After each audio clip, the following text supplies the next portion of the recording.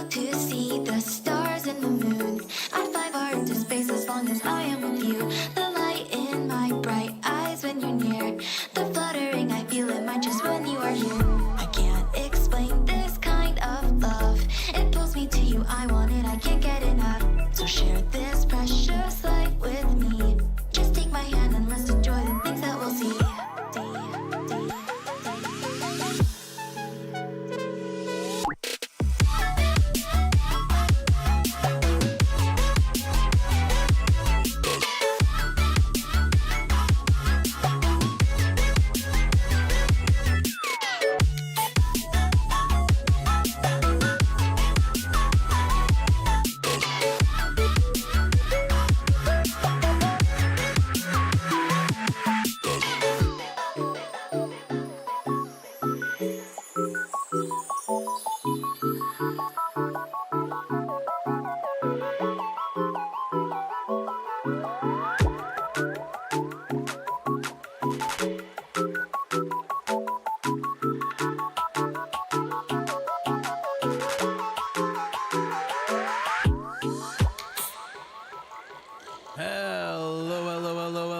Welcome back to another stream. I hope you're having a magnificent Monday. Appreciate the compliments on the art, Tony.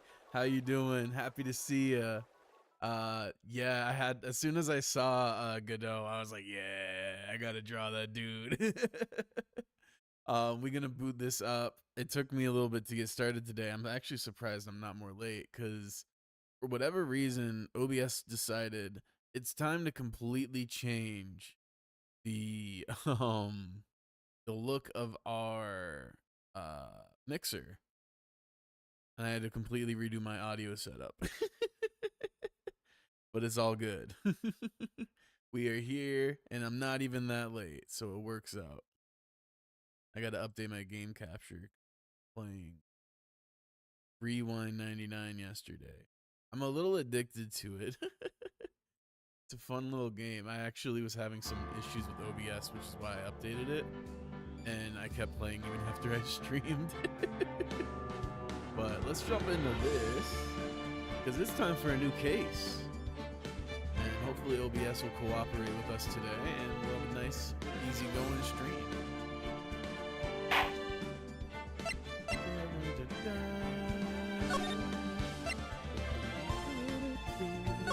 I love this theme song in the beginning. Not quite as close as I was yesterday. This case is extremely clear. It wasn't me. I swear it wasn't me.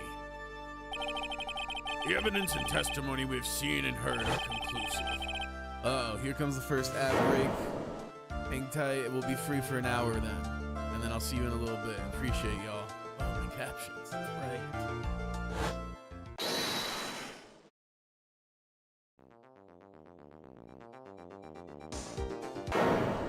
I saw someone else there. Man, he's the real killer. Oh yeah, and this person kind of looks like Phoenix. I don't think it is, but we got a bit of a doppelganger situation going on.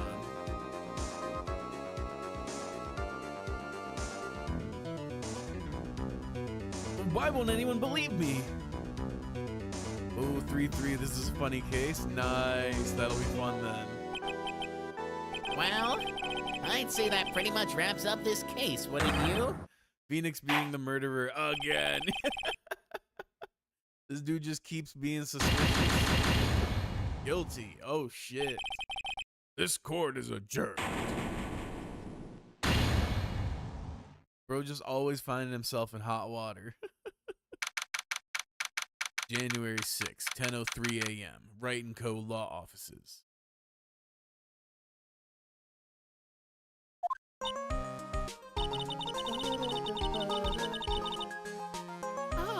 The start of the new year always makes me feel like I can take on the world.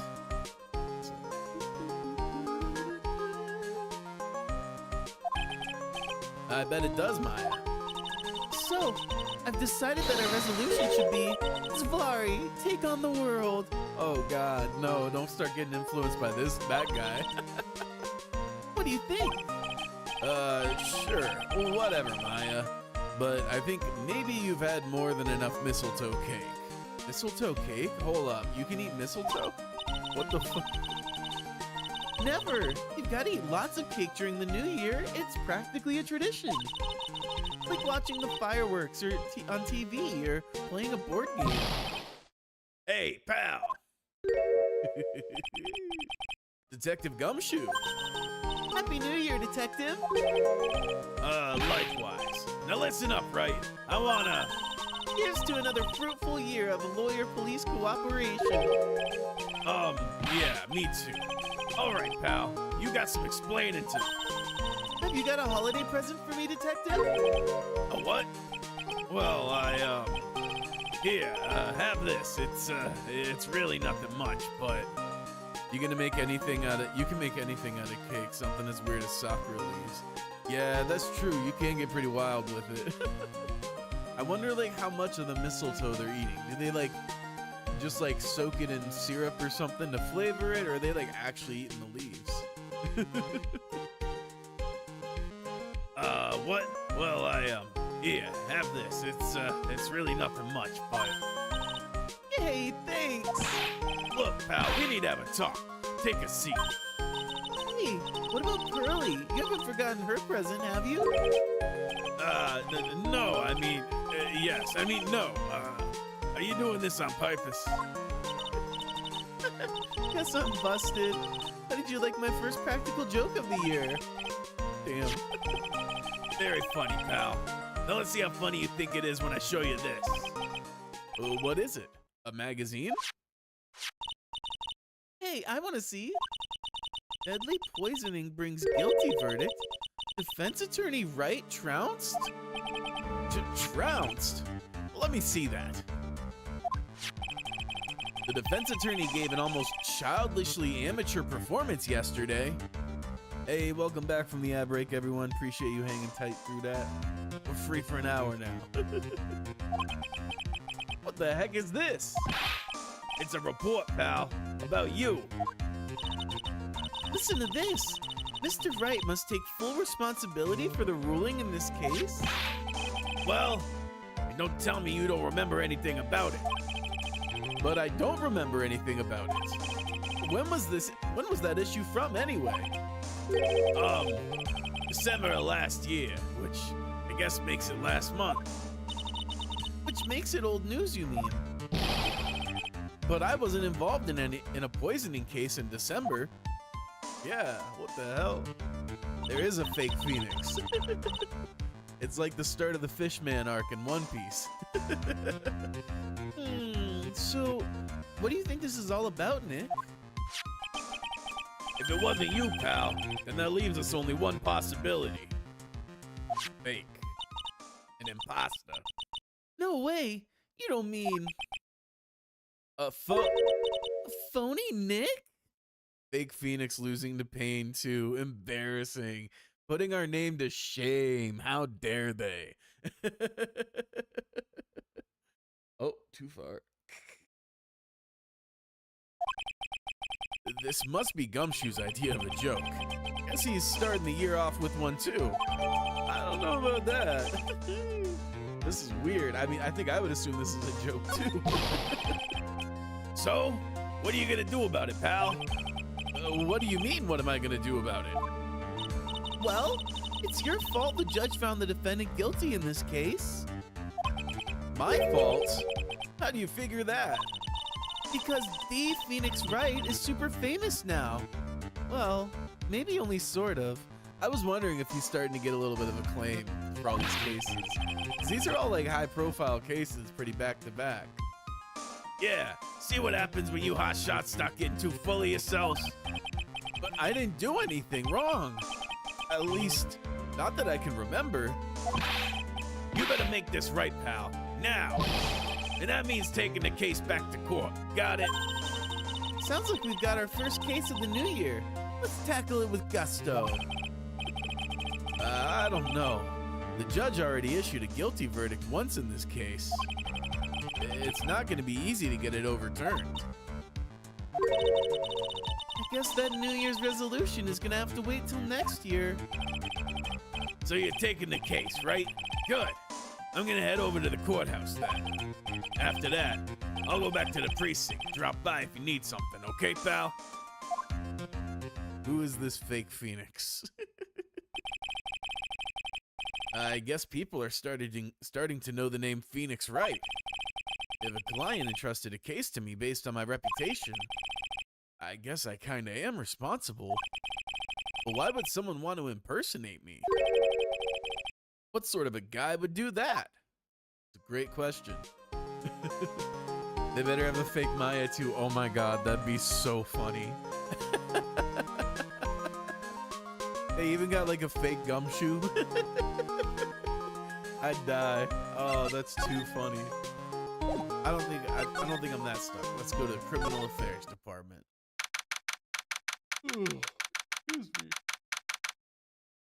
January 6th, Police Station, Criminal Affairs Department. It's been ages since we came down to the precinct, huh, Nick? Looks like Gumshoe isn't around. He's got it so easy, leaving everyone else to do the work. No, he's out there somewhere. My bet is on the courthouse. He's probably trying to arrange the retrial of this case. Guess that means we should go to the detention center and chat with our killer, huh? After being convicted without a fair trial, I'm not sure killer is the right label. Okay, so nothing here yet. Let's go to the center.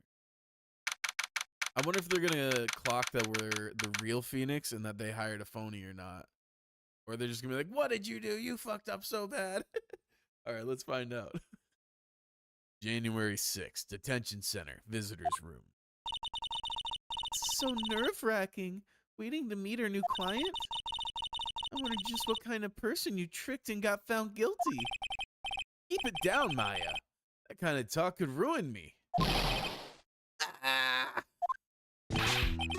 could you, Mr. Wright? How could you do this to me? They put me in solitary. I haven't been able to stop crying. Aren't you? Yes, I am. I'm totally and utterly let down. Ah, are you? Don't pretend you don't know me. It's Maggie, remember? Maggie Bird. Maggie Bird. Ah. Maggie Bird. She's the policewoman I defended that one time. Wait, I do kind of remember that. Vaguely. She was accused of murdering her lover. He was a cop too.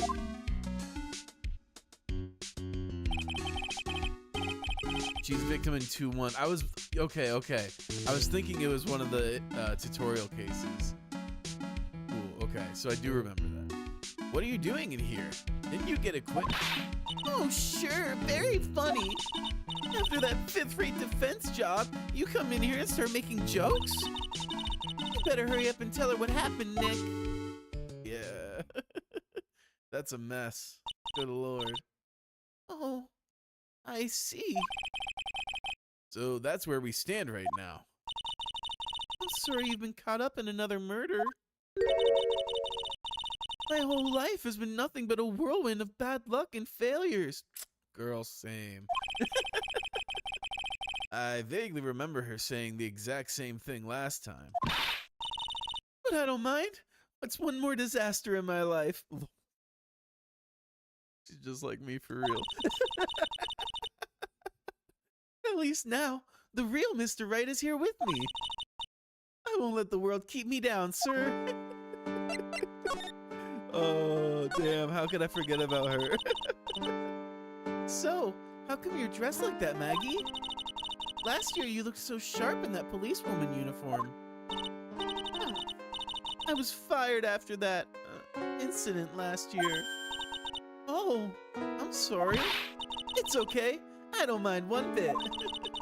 I enjoyed being on the force, but I think it was time for me to move on.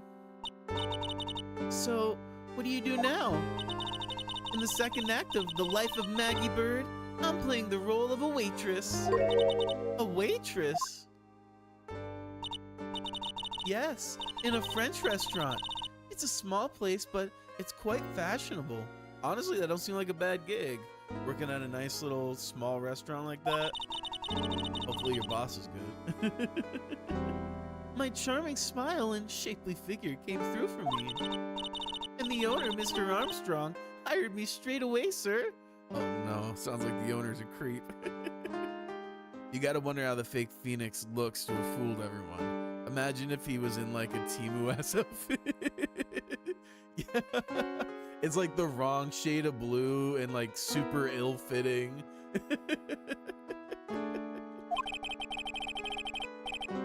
And then you got into this mess straight away, right? Yeah, you could put it that way. Damn, that's rough. This whole mess started on the 3rd of last month. And it happened at Très Bien. Très Bien? Yes, it's a restaurant where good service and a friendly smile are always included. Oh.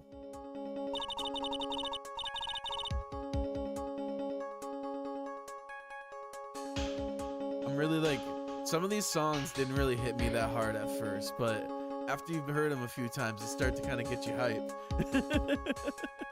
There were 2 men drinking at the table, both drinking coffee. And then the other one checked the power levels, and it was over 9,000.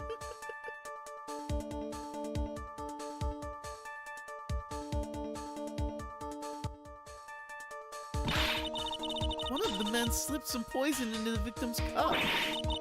The victim took just 1 sip and was gasping for air. I was so shocked I passed out.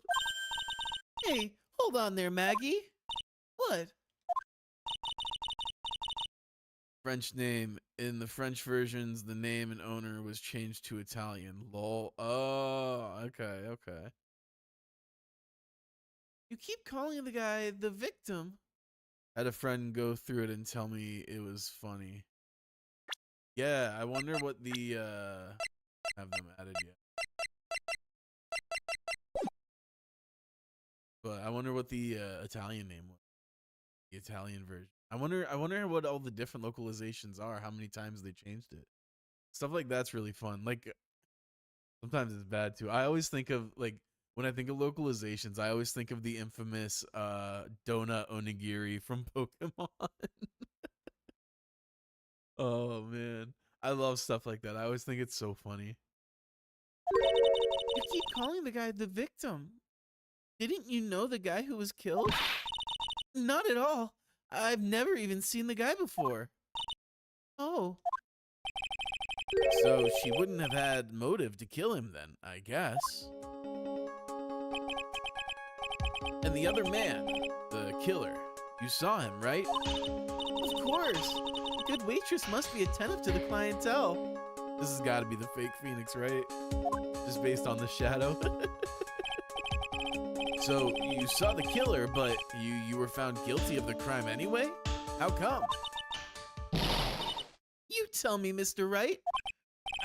I guess the answer to my question is my phony. Anyway, she saw the killer. Better see if I can get a description of the guy. So, if you saw the murderer, why were you still convicted? Because no one else saw.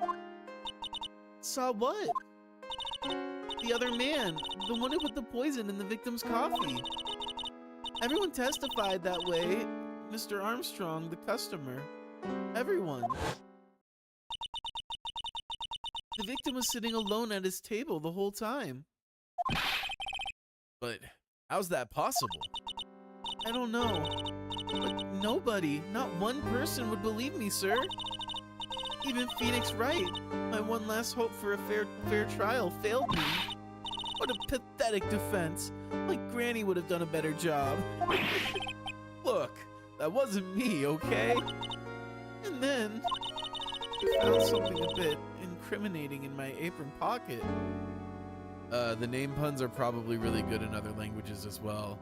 Yeah, in the Japanese version, Phoenix is called Naruhodo, which means I understand or I see. It's probably funnier in Japanese. Yeah, for sure. You know, language really is culture because you think of things like puns like that and you think, oh, okay, yeah, I can kind of get that.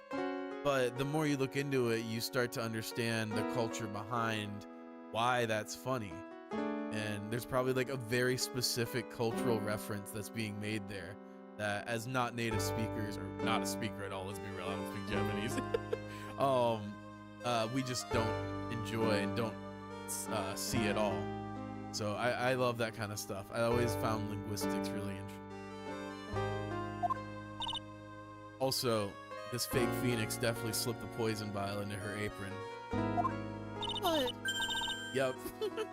A small bottle of poison. What? Poison? It was in your pocket? Well, I passed out when the victim collapsed. The killer must have slipped the poison into my pocket when I was unconscious. Gotta be Dahlia low key. Maybe. I mean, it does fit her motif. That's a good point. I didn't think about that. Dahlia is the fake phoenix. She's bulked up since we last saw her. And no one else saw this other guy. No, sir. That's what everyone said, but I don't see how they could have missed him. The other guy. I was the one who took the coffee to the two men. Oh. And what was your impression of them? Well, when I first saw them, I kind of thought they might be in the music industry. It has been 5 years, so yeah, she clearly went through an identity crisis and came back with revenge. Definitely. She got on those good steroids and bulked the fuck up, ready for revenge.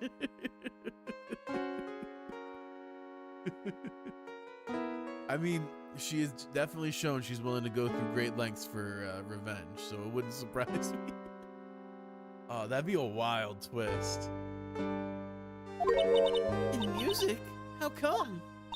Well, one of them had some sort of earpiece and an emo musician's look about him. And there was a sample CD on the table, sir. An earpiece and a sample CD, huh? Did you get a look at the CD at all? It had a band's name written on it. I think it was MC something. They must have been preparing for their debut, I guess. Interesting. So it was a band CD. Maybe a promo disc? Maybe it was MC Screwdriver. See what you did there? Get serious, Maya. Would you buy the CD of a group named that? What was the name of that group again? MC Hacksaw? No. MC... Is it MC Hammer? And what about the killer? What did he look like? Well, I don't really remember. Only that he was a young man, well built like the victim, really.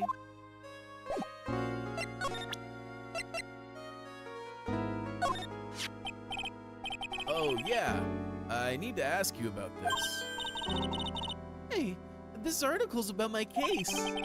Can you tell me anything about the guy who was pretending to be me? Clearly it was MC Karma. That'd be funny if it was secretly Von Karma's debut album.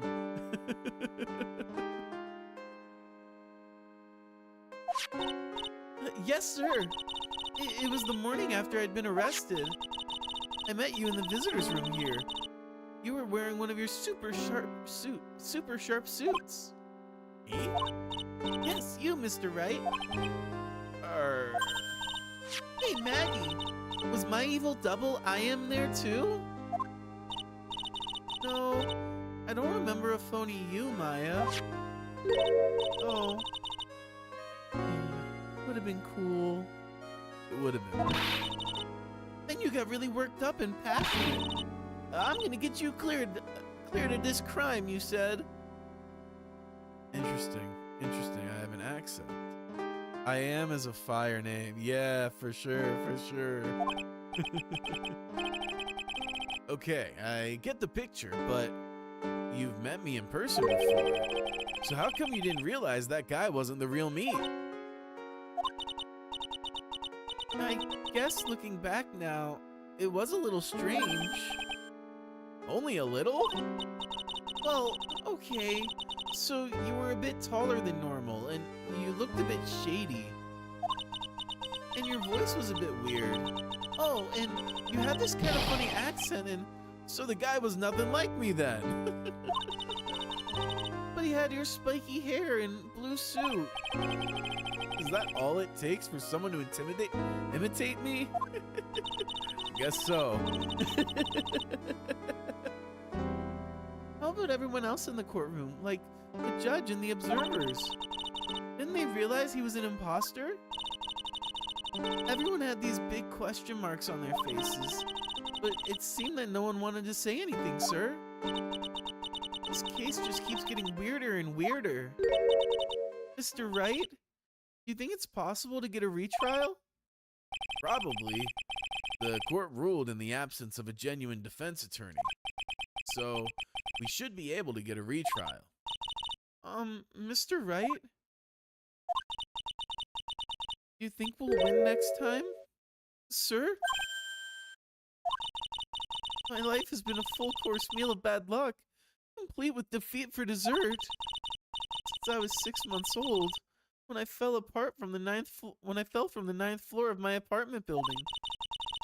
I've been hit by all sorts of vehicles, gotten sick from all sorts of foods, failed at almost every test I've ever taken, experienced almost every kind of disaster. I even landed a phony lawyer when I had the misfortune of being accused of murder. But I will survive, because Maddie Bird always lives to fight another day. Damn right, girl. And one day, I'll find it. Just you wait and see, sir. I'll find that one single moment of good luck. Oh my gosh, she just like me for real. Or, Gino is really gonna pay for this. Jean, oh. What are you staring at me like that for? Oh. That's evil Phoenix. I see. But Maya's right. Whoever it is that thought it was a good idea to use my name and get an innocent girl convicted of murder had better watch out. We'll find him. Don't you worry. We'll get Jean Oak for you. It took me so long to realize that was Phoenix backwards. Yeah. I remember she mentioned that. I think she mentioned that at some point in the last case at the end. She made a joke about a Maya doppelganger. Because I remember seeing I am spelled like that before recently. They foreshadowed this shit, man. They thinking ahead like crazy.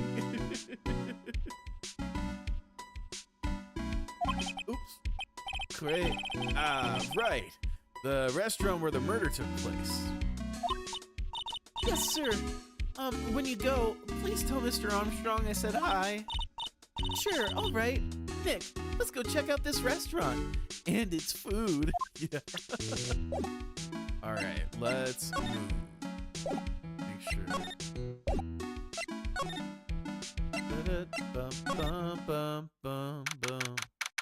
January 6th. Très bien. They probably thought it would be funny seeing this was supposed to be an Ace Attorney 2 case. Got removed, brought back. Let's foreshadow it. Yeah, that's probably exactly what happened. Wow, look at this place. Look, more like smell. What's with the suffocating scent of flowers in here? Then again, girls like that kind of thing, right? Actually, I'm not all that into it. No one's coming to seat us. Maybe there's no one here. Don't be silly, Maya. This is a restaurant, and it's open for business. Nick don't like French cologne. I don't like super floral colognes either, honestly. I like stuff that's a little, like, subtler. I always find the floral stuff to be pretty harsh on the nose. Hello? Anyone here? I don't believe it. There really isn't anyone here. Perfect. Let's get intrusive. no one here, we can take anything we want. Yeah, I suppose we can. No, definitely not. Fermé. It's the restaurant's front entrance. There's a sign hanging on the door written in French. It probably says open or closed. It must be one or the other. I don't know which, since I don't know Jacques about French. It says closed from this side. It's a rack full of fashion magazines. They're all in French. Ooh, why don't you try wearing something a bit more chic sometime, huh, Maya? Yeah, I guess I could. I'm always in my acolyte clothes, aren't I? It'd be fun to wear normal clothes every now and then. There's something stuffed behind the rack. Oh yeah, a little newspaper. Looks like a sports paper to me. Hey, and look at this. Someone scribbled a little doodle on one of the pages. MC Bomber. Aha. MC Bomber. And 1, 2, 3, 4, 5 zeros. $100,000? Maybe? I wonder what MC Bomber is supposed to be. This paper. It's from December 3rd. This paper's from the day of the poisoning. What? Interesting. A paper from the day of the murder. This has got to be a clue. I should see if I can find out some more about this paper. I don't know anything about bands, but I doubt they'd be that expensive. Yeah, it depends on the band, honestly. If it's like a A-lister, like from Hollywood, you're probably looking at like 1 to 300K. If you're looking for like B-lister rock band, like a band that's big in like the punk scene right now, for example, you're probably more like 10 to 30K. It all depends, but it can be pretty expensive, honestly. It's pretty wild. But that's why you should support local music, because there's just as talented musicians in your city who only cost pennies to see. Sometimes free. I should see if I can find out some more about this paper.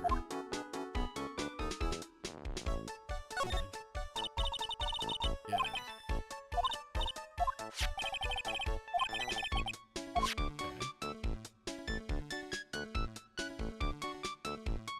I like this little jingle. Look at all the little trinkets tucked away in here. I bet Mr. Armstrong collected all of these personally. Let's see. A bouquet of flowers, some potpourri, and look! Fine bone china cups. Damn. I never knew you were so cultured. Come on, Maya. This is common knowledge. Any Joe Schmo knows this much. Definitely not.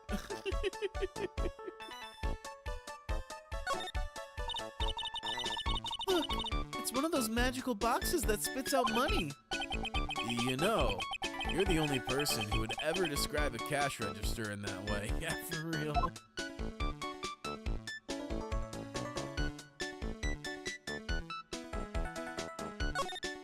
Slide time. This must be the scene of the incident. No clues here. Oh, thanks for that. This table's set nicely. It just needs a customer. What do you think this flower is, Nick? Let's see. Well, it doesn't look like a tulip, and it's not a sunflower, I don't think. Duh. Even I could have told you that. Well, those are the only kinds of flowers I know. Nabbit, I'm a lawyer, not a botanist.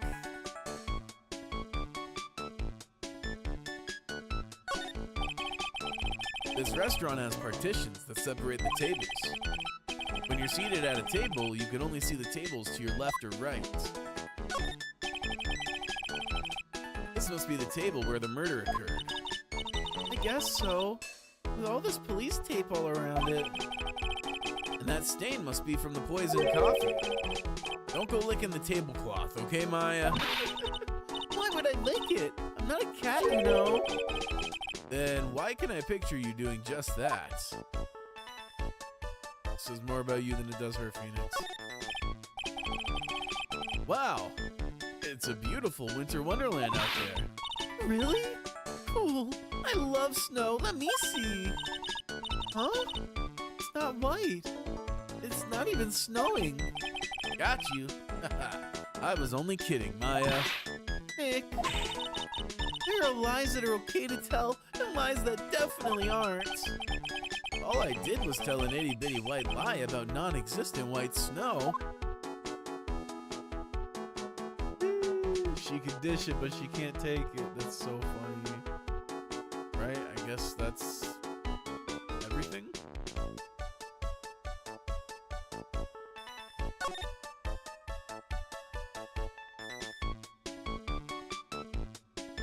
So.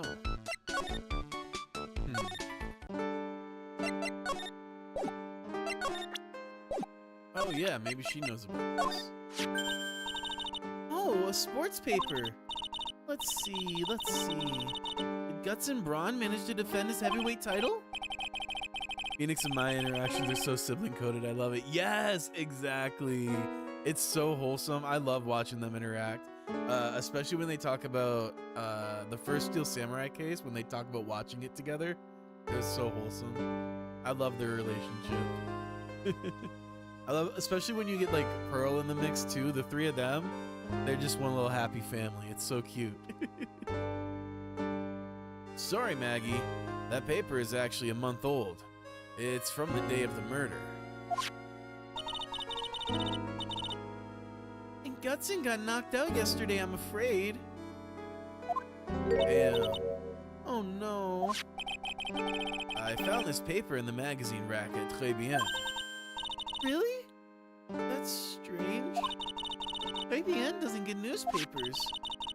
Mr. Armstrong says he's not really fond of them. Then maybe one of the customers left it behind? Anyway, what I want you to take a look at is the scribble here. Aha! That's it, sir! MC Bomber! That was the name that was written on the CD!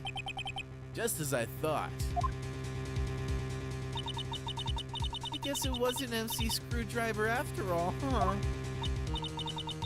So, that $100,000 must be a down payment for a record deal, right? I don't know about that. I mean, again, like, if you're booking an A-list, super premier artist for like a private event, they might charge 100 to 300 grand. Mostly because they fucking hate doing it, so they set the price to deter people. But that's a fat signing bonus, especially for nowadays. For an unknown artist, I don't know about that. If someone gave me $100,000, I'd sing for sure. The Master of Karain, or the Spirit Song, or even Maya's theme. Okay, Maya.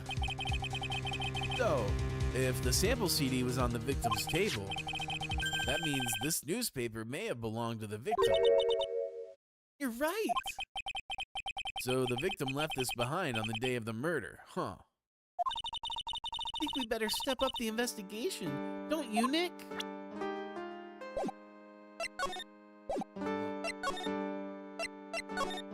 Let's go back here. Aha! I had a feeling. January 6th. Très bien. Oh la la! Bonjour! Welcome to La Très Bien! Oh, hello? What happened to Maya? She's frozen stiff. Bienvenue! Welcome to my petit restaurant! Huh? The Avenue? Oh non, ma petit chouloup! Huh? Me? Look at his face, like a kid rejected by his own mother. You are fatigued, no? Fatigué? Alors, you need this. An aromatic pass. An aromatic pass or a mélange of la neroli and la rose. My personal recommendation. You think I need what? Oui, oui. Just a couple drops of this mixture to la water bath, and voila. It will soothe your body and your mind. It's simply fantastic. Really? And for la monsieur. Who? Me? Look at that face. Like a puppy rejected by life itself. You are fatigued, no? For you, monsieur, I recommend this. Oil of bergamot, and maybe a hint of oui oui. I will add la peppermint and la clarisage for a fragrance exceptional. Such an invigorating recipe will bring you out your delicious beauty, monsieur. My beauty? Alors, if you will be seated, I will bring you la special menu of the day. Actually, we're not here to eat. We're lawyers. Mais monsieur, I know this already, monsieur. You are La Phoenix, right? No? Yes. You know me? Mais oui, oui. I never forget a man who flirts with me, especially in court. I guess he was cross-examined by our mysterious Zine app. It looks like everyone to do with this case already knows who I am already. Sort of. I wonder what sort of impression Zine Up has been leaving on people, don't you?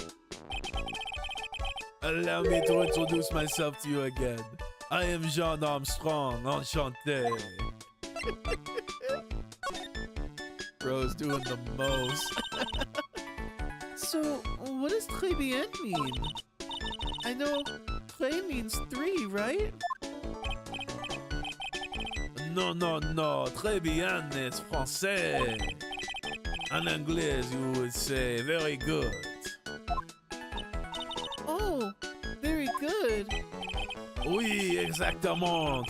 L'atmosphère is très bien. And la cuisine is très bien. If the food's so good, why aren't there any customers in here? My cuisine is not for all. Some people, they do not appreciate la haute cuisine. I thought everyone liked hot cuisine. Since I have lost Maggie, I do not have enough hands. So you're running this place on your own now? Oui, for la moment. No one has answered my advertisement, pour moi. Please don't eyeball me while you say that. I am le chef, I am la manager. I am also a trained aromatherapist. A roaming what? A practitioner d'aromatherapy. L'art of soothing la soul with the delicate floral aromas. Delicate? The smell coming from that bottle earlier was anything but. So, could you tell me what you know about the incident? Bien. It makes me sad to remember it, yet I remember it so well. More than a month has passed since it happened. Yeah, I guess it's been about a month since Maggie's sentencing. So, it was the 3rd of last month, just after 1 in the afternoon. A man who was in here for a coffee suddenly became ill. Because of the poison in his... Oh, because of the poison in his coffee? That is la truth, as I know it. It was Maggie who took his drink to him. I was in la kitchen.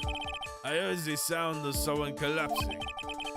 When I came out to see what it was, he was already slumped in his chair.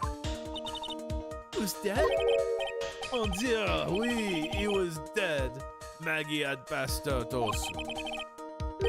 And this man who died, was he alone? Oui, monsieur. All alone. I know that Maggie said there was someone else there, but... I see. La police, they asked me many times. Are you sure there was no one else at the table, they asked. But I am not the only one. The old man said the same thing.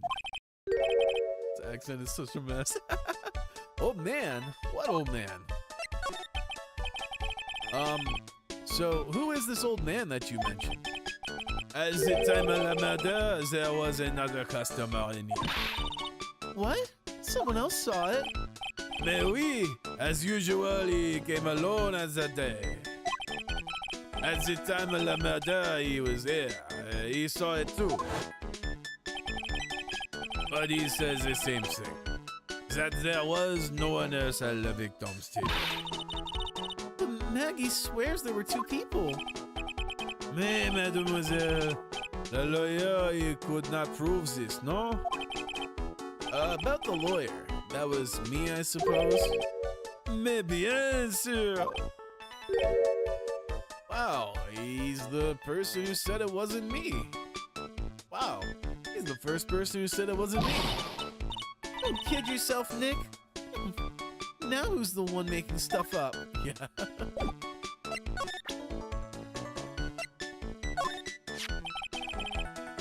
I am not a lawyer myself. I do not wish to speak out of turn. But your defense in court that day was a little, how you say, lacking perhaps? Even a Frenchman who cannot speak any English could have done a better job. You were very cool, sir. Ooh, oui, so handsome. Oh, I wondered just how bad the defense could have been. Every time you open your mouth, the whole court is stirred. Oh man, that is something I don't want to imagine. We found this sports paper in the magazine rack here. One of my customers must have left it behind. Do you have any idea which customer it was? It's the only ideas I have, mademoiselle. I save for my kitchen. Please, monsieur, there is no need to show me that. You are mon Phoenix, right? The worst defense attorney in town. Oh no. I think I can imagine how he formed his completely wrong impression of me. The last time we met, did I show you this badge? Oui, you flashed it to everyone in the restaurant. Looks like Xenop is a bigger fan of flashing stuff than you are, Nick. Okay, so that's all we got out of this.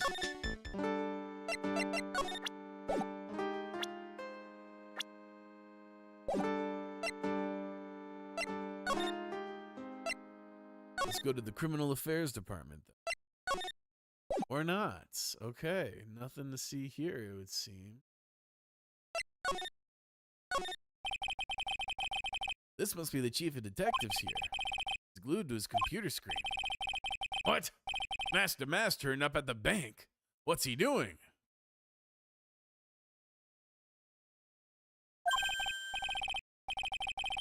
Hands up, you scallywags. You're under arrest. Hey, that's our job. Looks like Rhonda Lights opted for a new career. Quit surfing the net, Chief. Sorry, I was just, Things feel pretty tense in here. That must be one of the detectives. He's mumbling something to himself. Don't die running a red light. Die the old-fashioned way. Old age. We have a winner. Inject a bit of humor, that's the key. He must be coming up with slogans for a safety campaign. Yes. My theory is he's writing a book. Hey, that's the police mascot, isn't it? It's so cute. That's the Blue Badger. It was my idea. I made it, and now it's the national symbol of the police force. So what's with the pink one? It's new, right? She's not an it, Nick. She's a she, right, Chief? Yep, meet the Pink Badger. So one's called Blue and the other's called Pink, but they're both called Badger? You got it. They're married. Mr. and Mrs. Badger seem to be cuffed together, Chief. You got it. That's the marriage for you. Whoa. Mascot, that's deeper than the deepest of deep oceans. Oh boy. These are the detectives' desks. There are computers and files on each one. Funny, they're a lot tidier than expected. Guess the detectives don't spend a lot of time at their desks. That's not.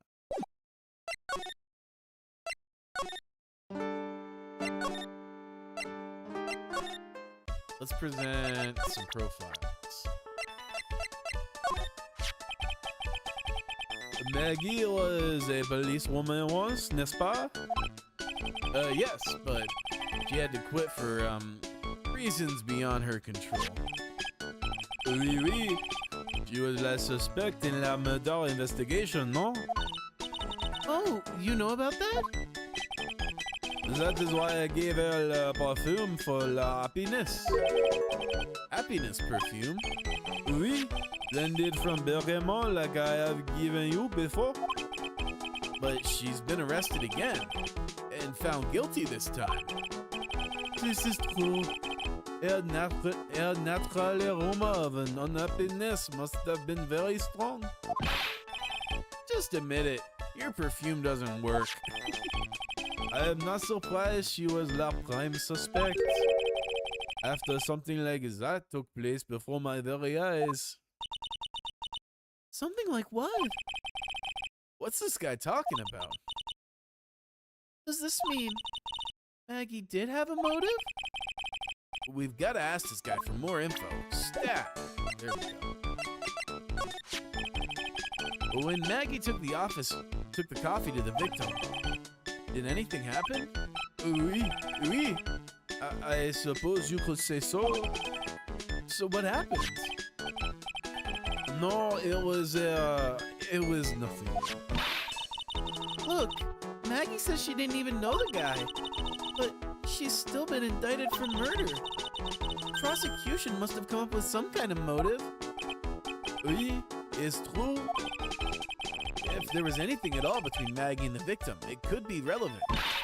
So please, tell us anything you know.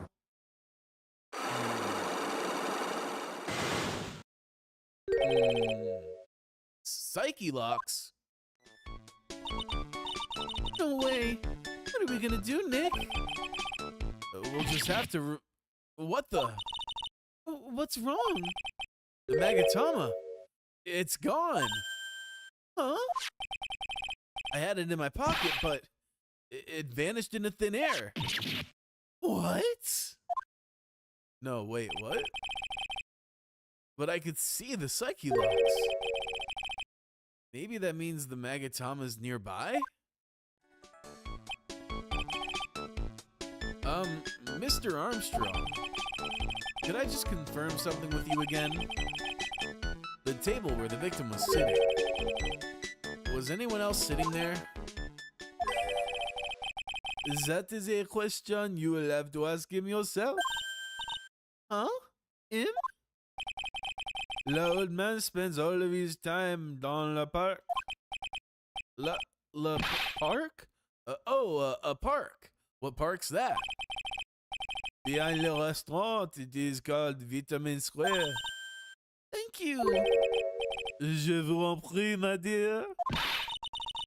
Let's go check out this Vitamin Square right now.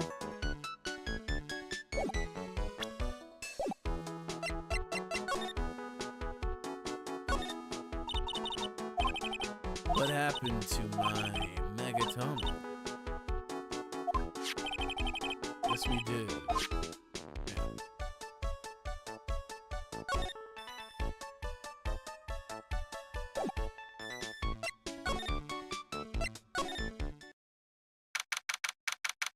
January 6th, Vitamin Square. So this is Vitamin Square. Yeah, I see where they get the name from now. The fruit screams vitamins at you. Hey, Nick. That's the guy, right? Isn't that the old man Mr. Armstrong was talking about? That grouchy-looking grandpa? He's throwing seeds out for the pigeons. Maya, he's not throwing seeds for them. He's throwing seeds at them. The hell? Oh, wow.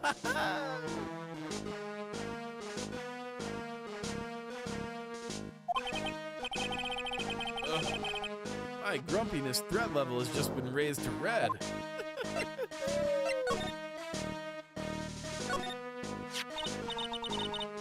Ooh, there's a magazine here. It's a magazine full of job listings. You disgusting rogue! Picking up something someone else threw away. Threw away? Did you throw this away? Are you looking for a job? That's none of your business. Sorry, I guess I'll just take the magazine with me then. I don't want anyone else having it. Give it back. Too bad. Now that you want it so bad, I don't want to give it up. Interesting. Hey, that's mine. Looking at this orange reminds me. Of what? Hey, you're supposed to eat a lot of them to ward off colds in the winter. You can't have fun during the holidays if you're sick in bed, you know. You don't have to tell me twice.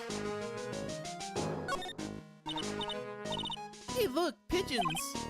Yeah, and heaps of them too. Did you know that pigeons are a symbol of peace?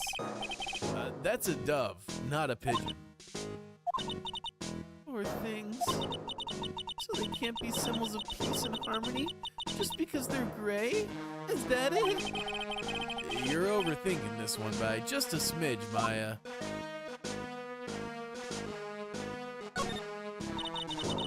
This place is so fruity. That's not a bad thing. Besides, I love apples. They're among my favorites. And that apple slide is perfect for you. And what is so perfect about it? Oh, come on. Don't be a stick in the mud. Slide down it a few times. Go on. Woo! No way! I'd get covered in sand if I slid down that slide. Anyone can see that. Yeah, you're right. Otherwise, I'd give it a try too. You always set me up. I used to love sandboxes like you wouldn't believe. Really? You? Sure. Finding iron fillings in the sand with a magnet was my favorite thing to do. Iron fillings? Wow. That's too exciting for words. It was my ambition to collect every single shred of iron in the sandbox. I was such a kid back then. So, did you manage to get all the iron? No, I never did. I think I came close though. Come to think of it, I still have all the iron fillings I found way back when.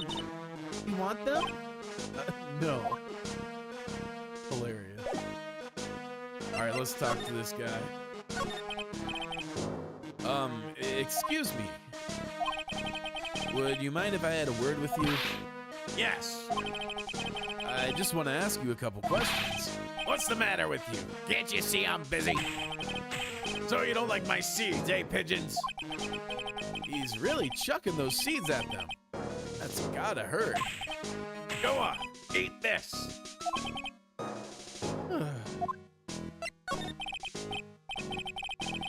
Excuse me, sir. Can I ask you about Maggie Bird? I don't know any Maggie Bird.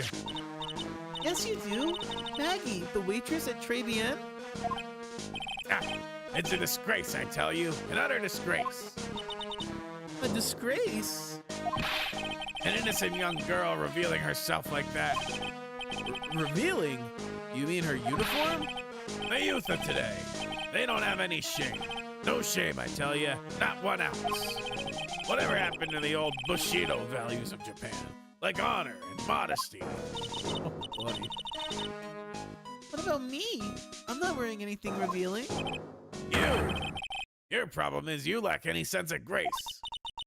Talk about hitting a girl where it hurts. Do you go to Très Bien a lot? Huh.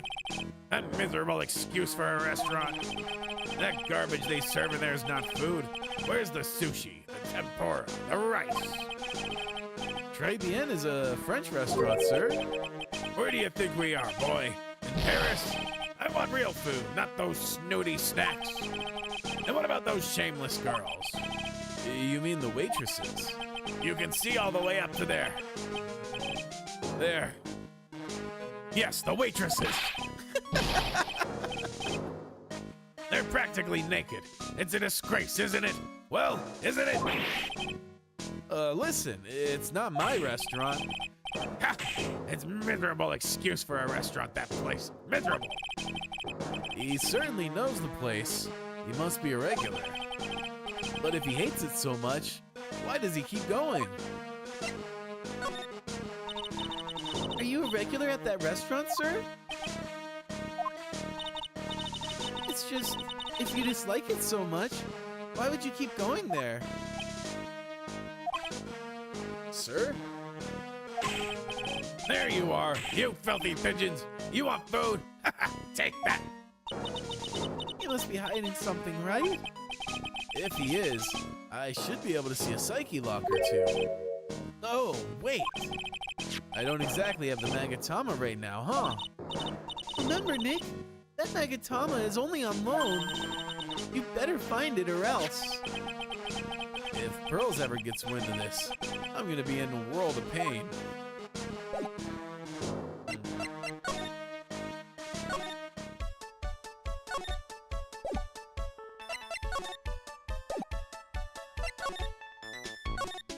Gotta find the Magatama. How are we supposed to do that, actually? Wait, let's go to the Criminal Affairs office real quick.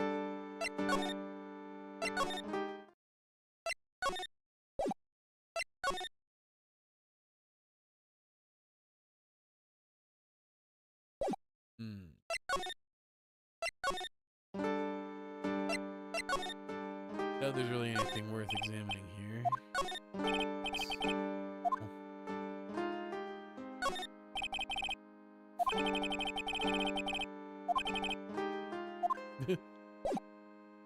Okay, so not here.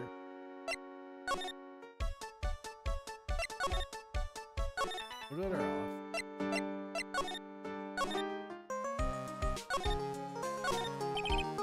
Good old Charlie.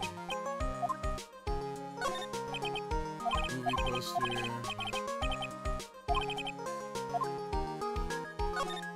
Intimidating books.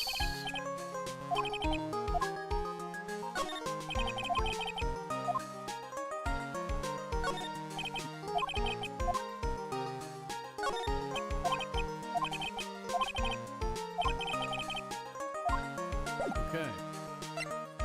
So I guess we can't find it yet. That's my hunch at least. So let's go back to play the end. Go here. Let's present some profiles.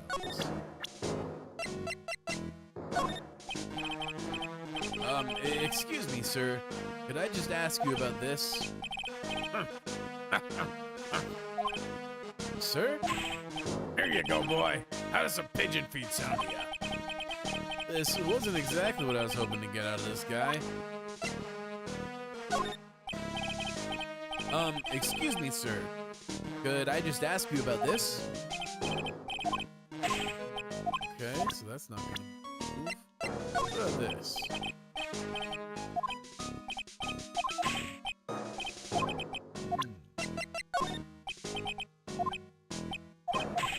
Nope.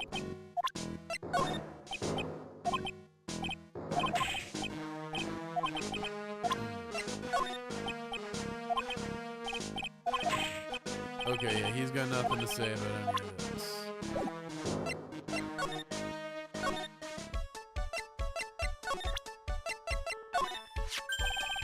Mademoiselle? Mademoiselle? Yes? Are you looking for a job? What? No. It was just... Let me see. Your style is bit different, but you have a good face. different. Felicitations! You have passed. I will hire you. Viens, come with me. I will teach you everything I know. Nick, help! I don't know whether to laugh or feel bad for Maya. Maybe I should do both. Both is good.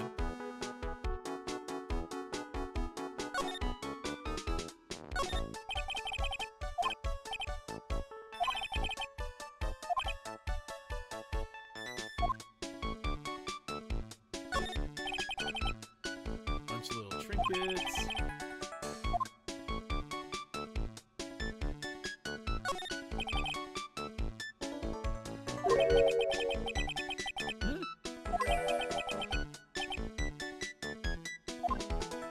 Damn.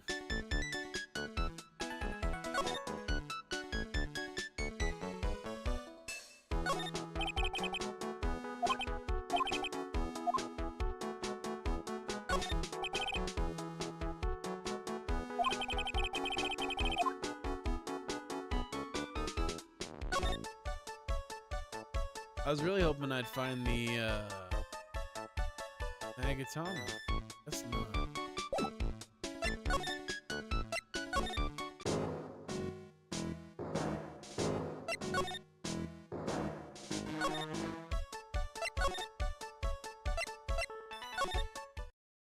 Oh, here we go.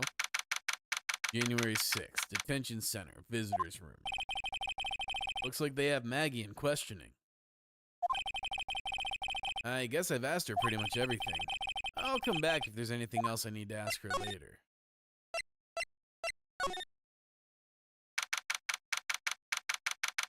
January 6th, Police Station, Criminal Affairs Department.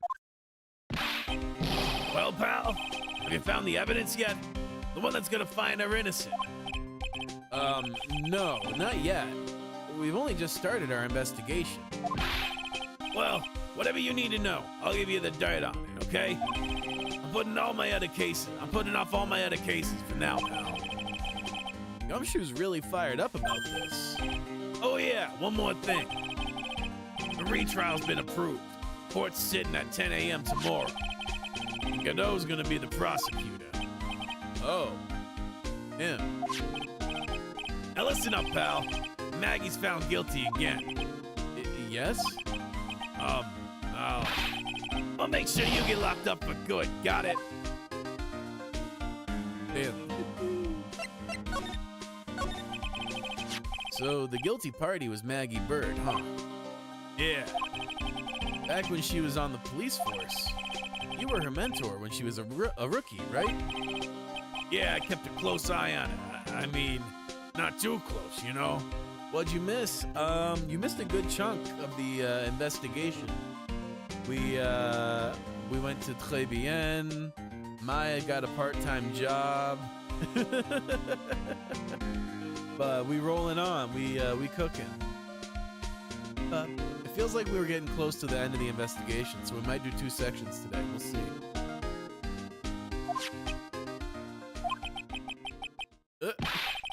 Hey, what's the funny look, pal? I was just, I wasn't anything like... Look, sure, I was her boss when she was doing her training. Hell yeah, this case is really funny, especially the trial. That's what Tony was saying. So I'm excited. This has been a fun case so far. What's his face? Jean Armstrong is a riot. Yeah. But that was it. Nothing happened. Gumshoe sure is sweating up a storm over nothing. Ah, so that's it. Our big old Gumshoe has a little crush on Maggie.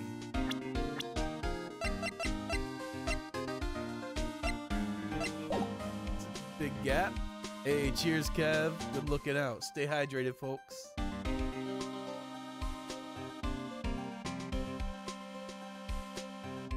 Well, it's quite the gap, but I suppose they're adults. That's between them. I don't like her or anything. I was He ain't Max, so he's safe. Yeah, yeah. And like she's 23 at least. Like she is a grown woman. It's quite the age gap. But hey, it's their business. They adults. Note to self. Gossip with Maya about this later. Oh, big time. Look, pal, don't tell anyone, okay? You gotta keep it a secret. Got it? Sure. And would you mind not guessing what I'm thinking all the time? Hey, tell your face, pal, not me. You'd have to be blind not to see what's on your mind. So, I was wondering, could you fill me in on the victim? Glenn, he was a computer programmer. I see, a programmer. He was just a regular Joe working for some small-time computer firm. Maggie never had any contact with the guy before that day. And all she did was take him his coffee on the day of the murder, pal. Yeah, and Maggie also claims to have never seen the guy before. Did the victim go to the restaurant often? Not according to the chef. Said it was the first time he seen the guy. A programmer, and a first-time customer at that. What possible reason could Maggie have had to kill a guy like that? That's what I thought. But a motive was still somehow established in a trial. You're kidding! What was her supposed motive? Sorry, pal. I'm real busy. I haven't even got enough time to sift through these papers.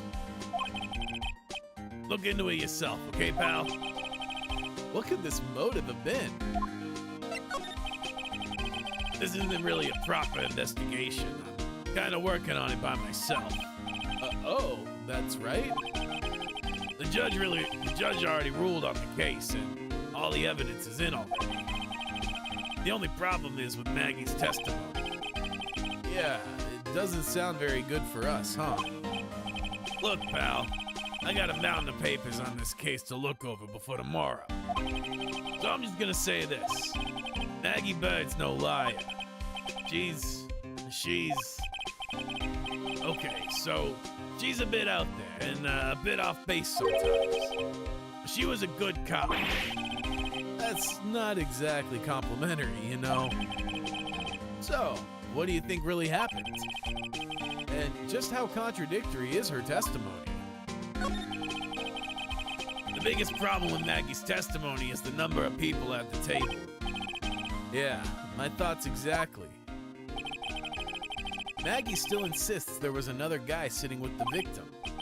Right, but get this. Everyone else in the place says the guy was alone, even the chef. And then there's that CD. CD? Oh yeah, she did mention something about a CD. And there was a sample CD on the table, sir. But our guys turned up that place upside down. There was no CD. What? Not on the table, not anywhere in the courthouse. Restaurant, pal. Courthouse. But didn't Maggie say the victim was wearing an earpiece too? Yeah, but that was for the portable radio in the front pocket of his hoodie. A radio? He didn't have a CD player? You got it. Your phony never explained that contradiction at all.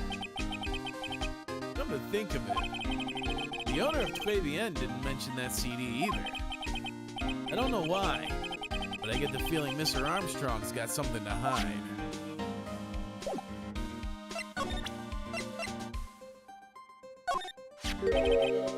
What's that? Sports paper? Yeah, I found it in the magazine rack at Très Bien. It's dated the same day as the murder. You might be onto something here. And take a look at this. See this writing here? MC Bomber. Hey, What is it? I've heard that name somewhere before. Yeah, MC Bomber. Wow, he actually seems to be thinking for once. Ah, it's no good. Can't remember. And he goes back to being Gumshoe we all know and love. Hey, pal, I'm gonna borrow this paper for a bit, okay? I want to get a handwriting analysis done on this script. Handwriting, huh? It'd be good to know more about that in any case. Thanks, pal. I bet this will turn out to be an interesting clue. Okay. What do you make of this? Sorry, pal. All I can think about is Maggie at the moment. No, I didn't mean it like that. I meant, You don't have to explain. Really. Alright. So let's go back to Très Bien. Ba, ba, ba, ba. Or not.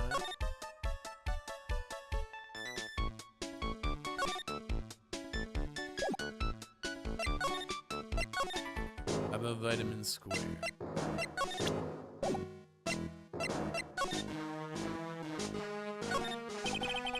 Pigeons are so busy pecking at the seeds, they don't even notice anything. Seeing those birds eat with such intense focus reminds me of Maya when she's scarfing down a burger. You don't see many parks like this anymore. What a great place for kids to play. Yeah, honestly, this seems like a dope park. But that old man's the only one here, chucking his seeds at the pigeons. This is where I found that job listing magazine before. Guy like me carrying around a magazine like that gives the wrong impression. I guess I better give it back to the old man once this investigation's over.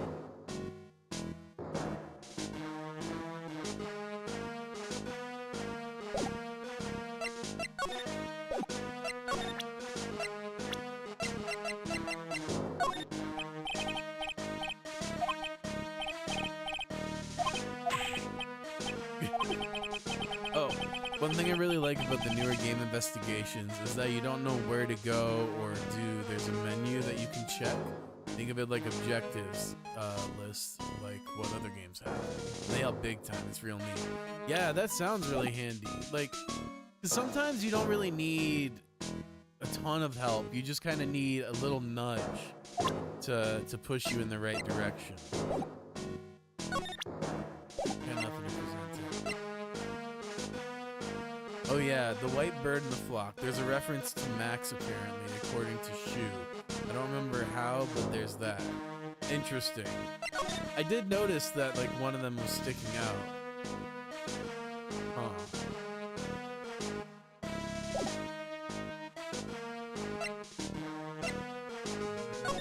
Let's see.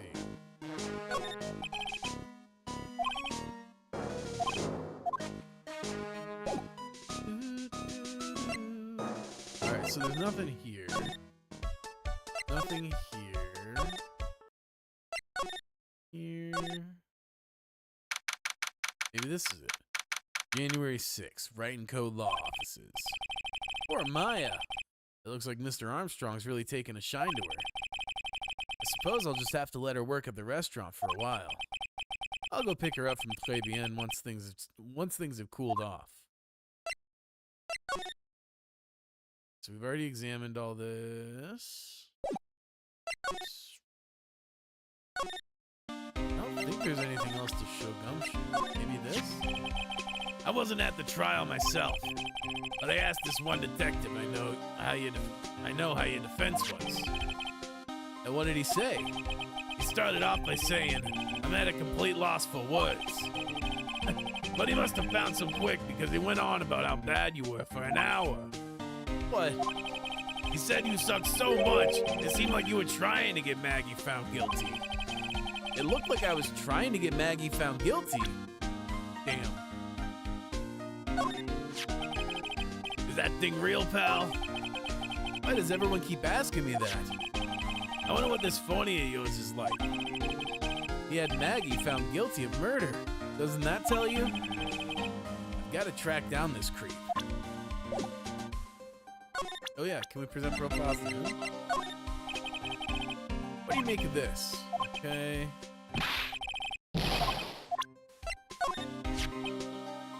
The chef at Très Bien, huh? You know what that chef said to me? Oh la la, your body is full of the toxins. Then he gave me this bottle. What's in it? I don't know. The label says juniper. I'm under orders to put a few drops of it in my bath every day. Make sure to check Make sure to check talk to in case they ever get updated or something. Yeah, for sure. Yeah, you know, there's something about that lady. I mean, guy. Huh? You can't stop thinking about it? Not like that, pal. Give me a break. He's not my type. I mean, I can't stop thinking that he's involved with this somehow. Sounds like he knows a little something more about our charming chef. Indeed. Let's ask about Maggie and then let's check the chats. Have you gone to see Maggie? Of course I have, but I wasn't much good at consoling her. I'm not very good with words. Oh, Yeah, I guess I must have looked a bit down. Maggie was really supportive. It was great to have someone to talk to. did he go for her or for himself? All right. And yes. So what exactly is it that So what exactly is it that caught your attention about the chef at Très Bien? It's kinda hard to say. The guy's probably not even connected with the case anyway. Hey, come on, detective. Didn't you say you'd give me the dirt on anything? Well, this sort of stuff is kinda unimportant. Gossipy stuff, you know, pal? Look, how about this? You go to Très Bien and investigate the place yourself. If you find out anything suspicious about the guy, you report back to me, okay? Don't suppose I get a choice in this, huh? Guess I better find out more about the chef and Très Bien, then report back to Gumshoe. Alright. Oops. Très Bien.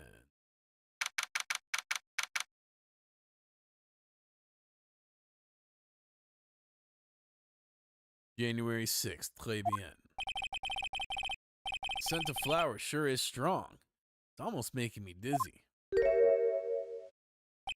Wednesday Adams? Oh, hello. Who was that just now? Customer? She had sort of a dark aura about her. Ah, welcome, B Avenue. Wow, what a cute voice. I knew it. It was the B Avenue that gave it away. Oh, Oh, it's just you, Nick. Maya. Well, how do I look? Maybe you should quit being a spirit medium. Maybe, but it's kind of boring being a waitress. I mean, you're my first ever customer. Then who was that woman I just saw? Oh, since you're here, you might as well have something to eat. I am kind of hungry, actually. So, how do you like your new job, Maya? I never knew there was so much for a waitress to do. Take people's orders, bring them their food, make coffee, work the cash register. Of course, we need a customer before I can do any of that. Yeah, it's a nice looking restaurant. It's a shame more people don't come. Don't forget the ultra cute waitress. Check out my give me a tip smile. Hey Nick, why don't you order something? The chef's preparing a tasty lunch at the moment, or so he says. How much is it? It's the twin tea set, so it's $20 of course. The twin tea set? I believe I'll be taking a pass on that. It's kind of expensive. What? But you can't. Come on, Nick. It's not every day I get to be a waitress. I want to try carrying plates and working the cash register. How about cleaning the toilets? That should keep you busy. Yeah, right. Maybe later. About the lunch. Oh, a fine choice, sir. No, Kitchen, a lunch special, please. With all the extras, drink, side salad, dessert, and gift. I don't need any of that.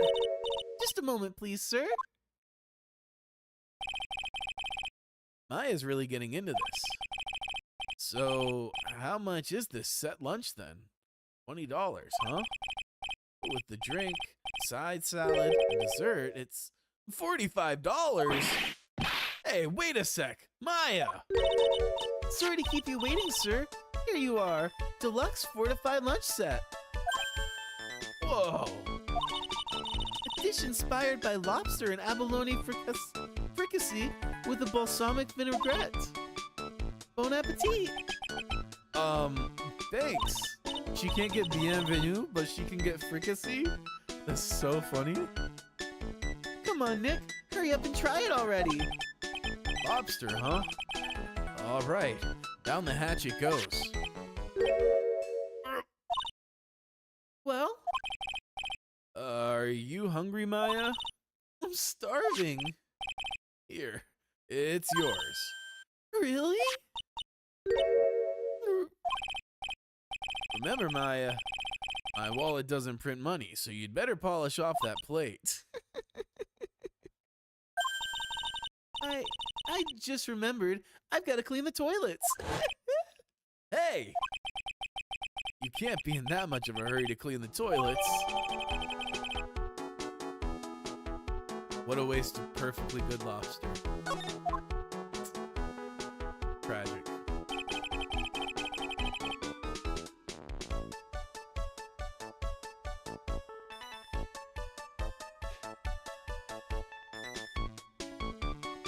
How does that guy manage to make good food taste so bad?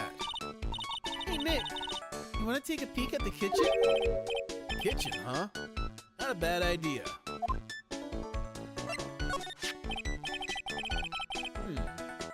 Now, what was it that Maggie said again? In the kitchen, you'll get to see all the chef's greatest secrets.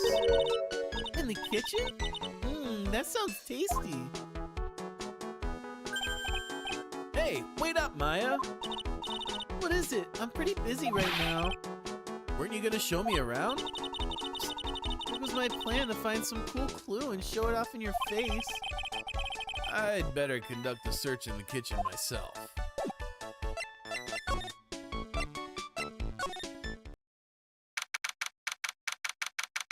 January 6th, Très Bien Kitchen. And here it is, the famous Très Bien kitchen. It's my first time in here too, actually. There's a weird atmosphere in here, that's for sure. Mr. Armstrong will be back soon, so we better search quickly. Chop chop! There has a lot of these. What's this? Looks like a treasure chest or something. Wow, look at all these little bottles. Oh, they're aromatherapy oils. He's got so many, they're overflowing onto the floor. Let's see, 1, 2, 3, 98, 99, 100. They're all the same, too. Hey, wait a minute. What is it? There's one bottle that's different from all the others. Well, what do you know? And it doesn't have a label either. And it doesn't smell. So what's that liquid inside then? I wonder. Hey, Nick, we should borrow this. I mean, look how many bottles he's got. He won't miss one, will he? We're definitely going to show that to Gumshoe. Now this is one large mirror. I bet this is where he makes himself look pretty. There's a book on the dresser. Clarice Armstrong's Bedtime Literature. Not exactly Pulitzer Prize material, is it? It looks like a collection of poems he's written. Poems? Cool, read one out. And say it in your best French accent. With intensity, okay? Okay. Here's one. It's called Printemps. The two of them like actors from a film. Their coffee is still undrunk. Sweet nothing's over too soon on that sad Sunday morning. The foolish cocktail so delicious. Take the last sip of your tea, and I know what I will do. I must lie to you. I must. Huh? That's it? Yep, That's a poem for you. What are these lace curtains for? I don't know, but they give the place a real homey feel, don't they? Lace curtains. You know, if I was a cooking pot, I'd be perfectly happy to sit on a shelf under those. How do you respond to something like that? If I was a worm, would you still love me? Now I'm in a French restaurant. I never heard most of these seasonings. Hey Nick, this container has oyster sauce. What's that? Isn't that used in Chinese food? Ah, look! Right there on the counter. Hey! My Magatama. What's it doing there? What indeed? Mr. Frenchy must have stolen la baguette à main. Now I know I'm in a French restaurant. Oh, yeah, okay. A cheesecake? You don't exactly need a sharp knife for one of those, Nick. Dude just needs to be warm. Damn. Copper pots. Fancy fuck. That smells good. Something's bubbling away nicely in that pot. It must be the lobster and abalone fricassee with the balsamic vinaigrette. Isn't that what I just ate for lunch? Maybe. What you ate is the only French dish I know the name of. Oh.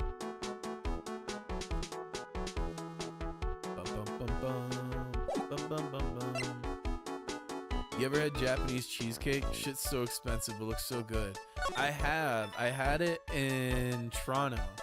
There was a chain, so it's chain stuff, but they made them fresh, and it's a lot like Angel Food Cake, but even airier and lighter.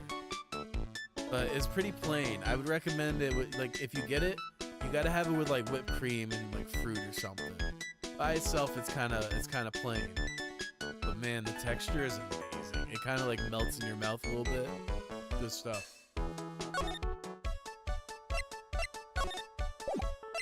Bum bum bum bum bum bum bum bum bum bum bum bum bum. This place. January 6th, Police Station, Criminal Affairs Department. Hey, you're just in time. What is it, Detective Gumshoe? Lab got back to me about that newspaper you gave me. You must be in the sports paper with the memo scribbled on it. So, what did they say? Did the analysis turn up anything? Notice Japanese dessert tend to not be as sweet as one might think. I've tried their fluffy pancakes before. Surprisingly wasn't too sweet. Yeah, I've noticed that. And it's not just Japan either. A lot of countries other than like the US and Canada, their desserts just aren't as sweet as we make them here. We real sugar fiends out here in North America. It's nice though, like I think it's nice to have something that's a little less sweet, because as much as I am a fiend for sugar, those lighter desserts, you feel nice after, you know, like you got your sweet fix, but like it's not sitting heavy in your stomach and stuff. Like, I love a fat slice of cake and all, but let's be real, I'm feeling real guilty after I eat it. So I appreciate all kinds of sweets. I think my stomach has space for it all. So, what did they say? Did the analysis turn up anything? They said the doodle was written by the victim, Glenn O.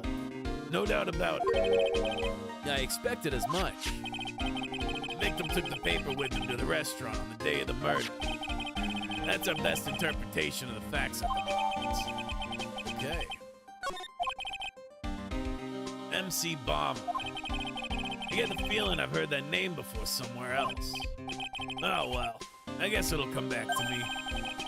Don't forget to report back to me with whatever you find in the restaurant, okay, pal? Since when did I start taking orders from Gumshoe? Although, I get the feeling there's something I need to show him. That's for sure.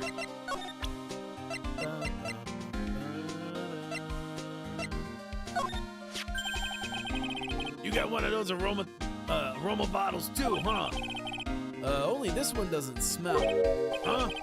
I don't get you. This was mixed in with all the other aromatherapy bottles, but it's not the same. It doesn't even look the same. Wouldn't you agree? A cologne bottle that doesn't smell, huh? It smells like a skunk to me, pal. Mind let me borrow that bottle for a while? I want to send it to the lab for analysis. The victim was poisoned, so the contents of this bottle are pretty important. For sure. I had a hunch there was something funny about that chef. You suspect Jean Armstrong? I've got that guy's number. I know what his secret is.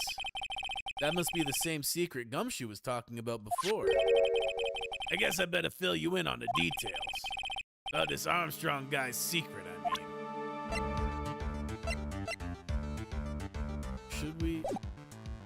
Should I present? Yeah, let's hear his secret, and then I can see if there's anything else. So, what's Mr. Armstrong's secret? You ever had a lunch at Très Bien, pal? Yes. So, how was it? To put it nicely, it was inedible. Hey, don't worry about being nice around me, pal. Oh, wrong way. There we go. You and I both know the reason that place is so empty is because of the food. I mean, the place is clean and he's got a girl like Maggie as a waitress, so... Yeah, I guess it's probably the food.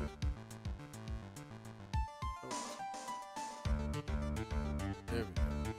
Better.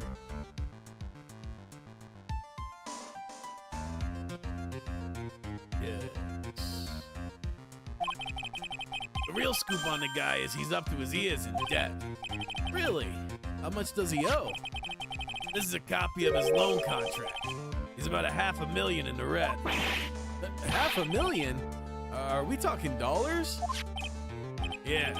Hey, if it was sterling, he'd be really in trouble. Sorry, that figure just took me by surprise. Yeah, this case is full of surprises. And I'd be willing to bet that chef's got something to do with most of them. That's my hunch. All right.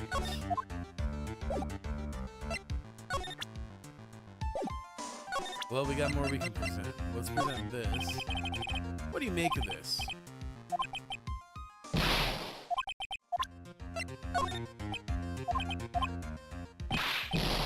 Fair enough. Okay. What's this? Oh, okay, so we got that. So let's make a move. Let's make a move.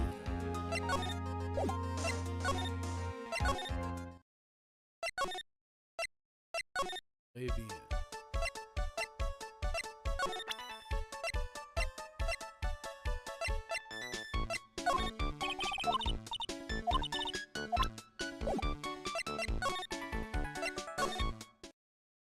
Oh. January 6th, Vitamin Square.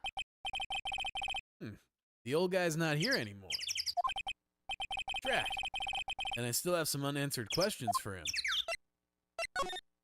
Whose is this? Scooter, huh? Who'd leave it right in the middle of the park like this? The wheel guard and the light are busted. Guess it must have been in an accident. It's totally wrecked. Whoa.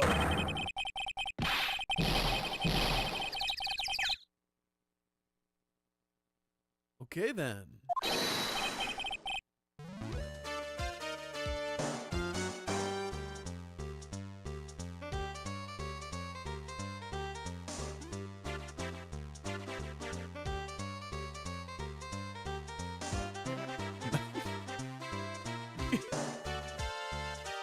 Nothing could have prepared me for what I'm seeing right now.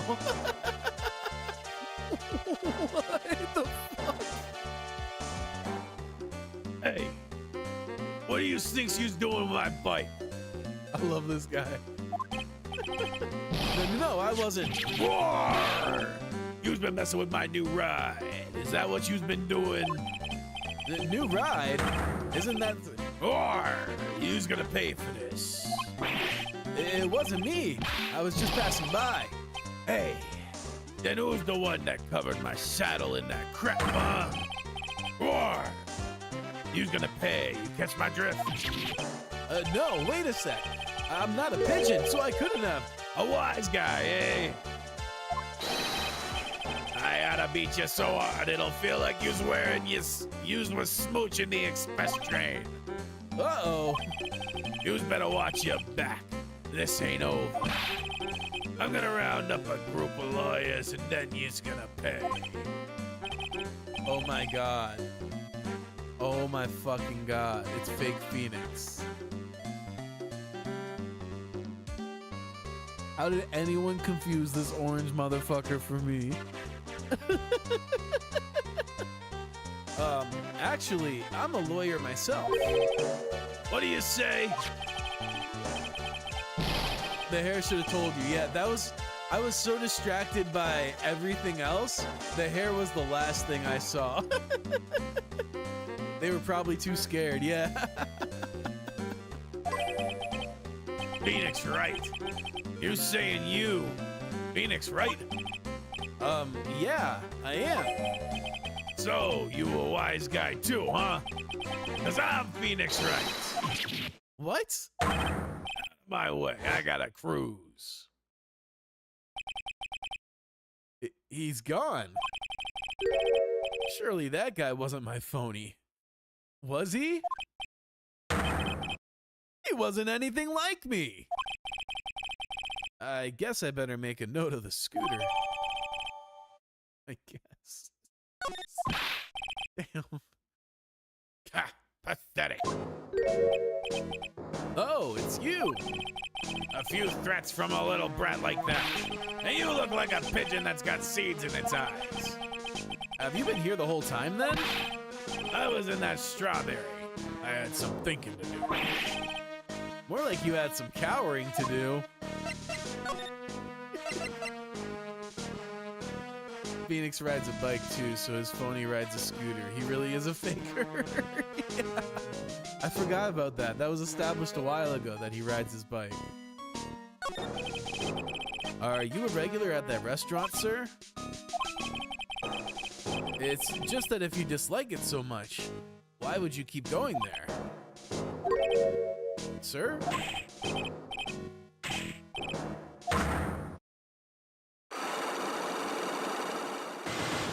Aha.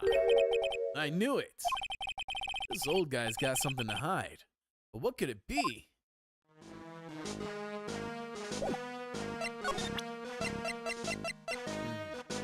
You know anything about this?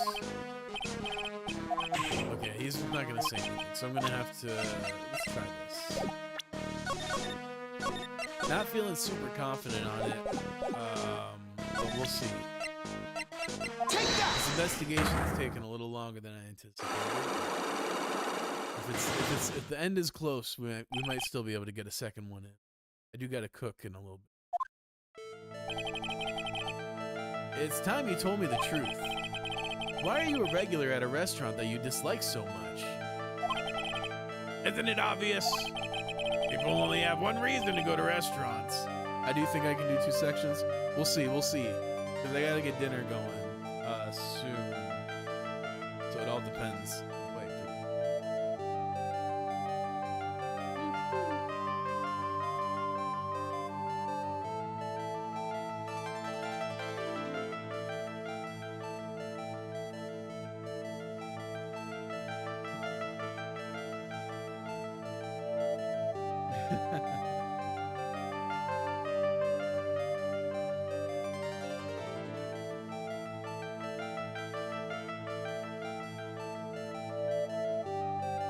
I'll have else so you can get it quicker. I'll try it. Cool. Sounds good. Because, yeah, I need to be, let's see, it's 1. So, yeah, I need to try to truck through it in the next hour and a half. Let's see. People only have one reason to go to that restaurant, to eat. To eat? Is that the whole truth? What do you mean? I don't think you go to that restaurant for the food at all. You insolent brat. How dare you accuse me? What proof have you got? I can tell that not you nor anyone else in this world would go to that place for its food. Yeah, because of this. The proof is in the pudding. Or in this case, the lunch menu. That's the twin tea set. The food at Très Bien is terrible and expensive. You're wrong. It's cheap. Huh? I'm rich. I inherited money when I was a boy. Yes, I'm stinky. I haven't done a jot of work since I was born, other than feeding the pigeons. What a load of crock. The taste's another story, but the price, it's nothing to me. So, you're saying that you go there because you've got money to burn? Exactly. I have so much cash I go for a swim in my money vault every day. A regular Scrooge McDuck, huh? Unfortunately, that's a lie. What? You don't have money to burn, you're flat broke.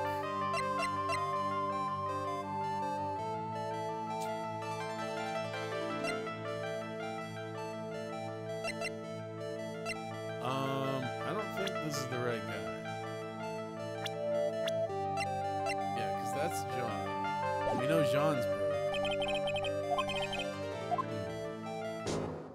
So I don't think we have the evidence for this yet. Check the kitchen, maybe? Nope. Where is Jean?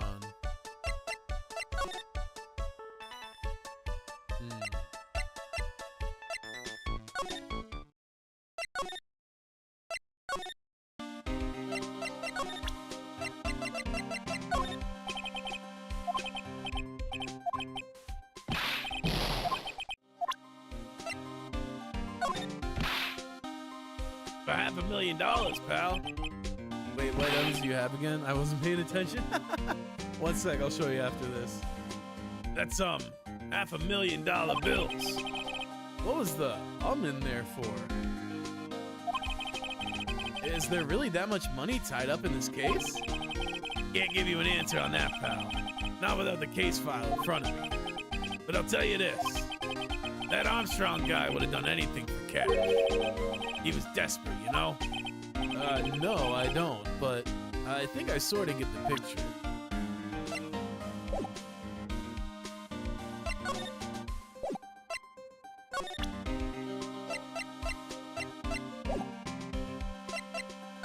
Alright. Oh yeah, let me show you the items.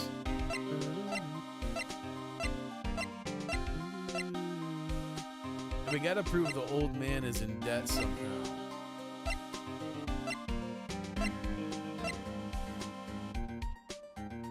Oh, duh, the job listing. I don't know why I didn't think of that till now. It's all good, we got this now. Yeah, no, exactly. I don't know how I overlooked that, honestly. That's exactly.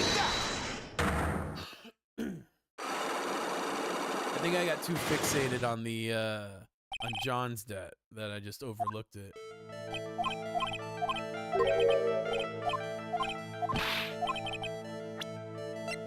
Alright, yeah, the food is terrible. We got this. And we know that he's broke because he's looking for a job. Yes, this is the way. This is yours, right? My magazine. Why would a rich retiree be looking for a job? I was... so what? So I was looking for a job. I'm buying a lot at the moment. I need spending money. Oh? I don't need to go to that restaurant for food. I just go for the Javakino. Yeah, I think you mean cappuccino. Anyway, how much does a cappuccino cost there? $8. Those had better be some golden beans. What's your problem? Think a poor man would be better off drinking dishwater, do ya? Is that it? No, I wasn't thinking that. I was wondering if the coffee there is really that great. No, it's not. But anyway, yes. That place has free newspapers to read every day. Newspapers? Exactly. They don't want me hanging around at home, so I go there. I'm sorry, sir, but there are no free papers to read at Très Bien. I do I prove that?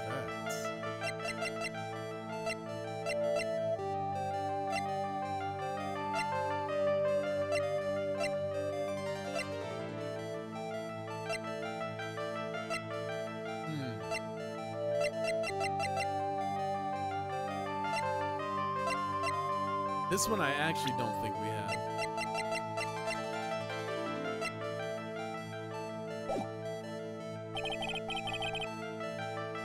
I just wanted to go back. I didn't. Now I have to do this again. Yeah, that's what I was thinking. I was trying to go back. And then I hit B instead.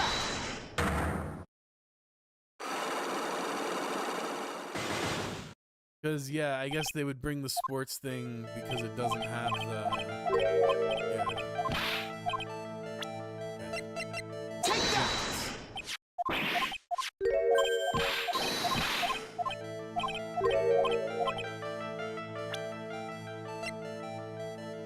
Take that!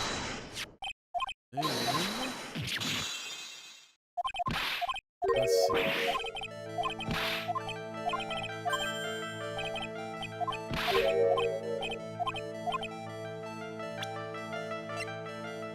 Nope.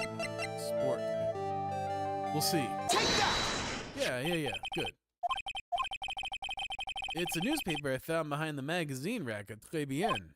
So, what of it? This was the only paper there, and it's dated more than a month ago. What? You see what I'm getting at here? That restaurant doesn't get newspapers. This is just one that the customer happened to leave behind. Ah. Here we go. Tell me, why are you so determined to hide the truth? I'm not hiding anything. I'm gonna have to put this guy out of his misery. Listen, the real reason why you go so much to Très Bien, this is an easy one. It's for Maggie. Take that! What are you asking me about that girl? She was the waitress at Très Bien. Ah, Therefore, the answer to the mystery, why an old man would drink expensive coffee at a terrible restaurant, is the waitress. ah. But I don't recognize that face. And you're probably telling the truth there. Yikes. Because you weren't looking at the girl's face, but at her outfit. Oh.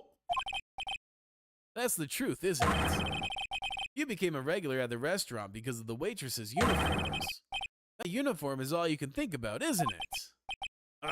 I can't take it. To you, that waitress was your... Enough, please, no more. Stop saying that word. Stop saying waitress. Stop it, stop it, stop it. Hey, we got him.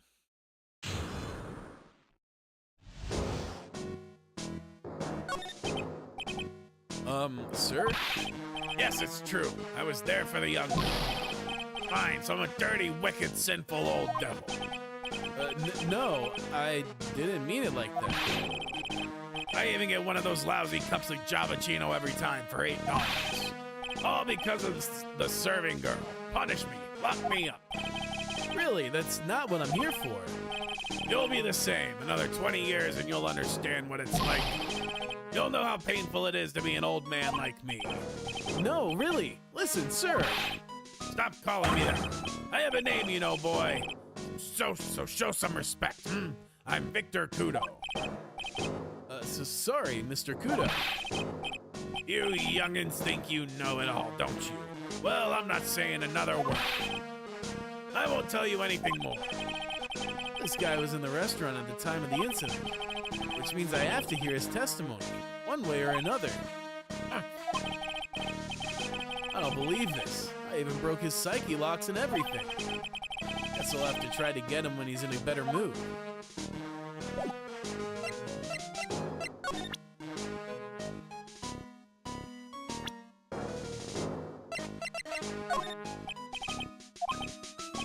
Yeah, okay, so all that for seemingly nothing at the moment, at least.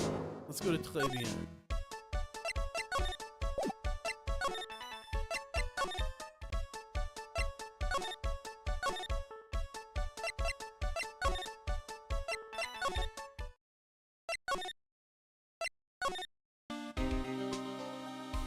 Maybe present something to Maya?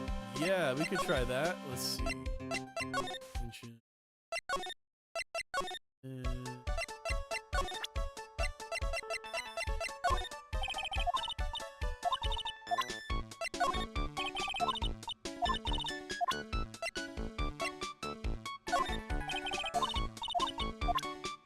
Doesn't look like it.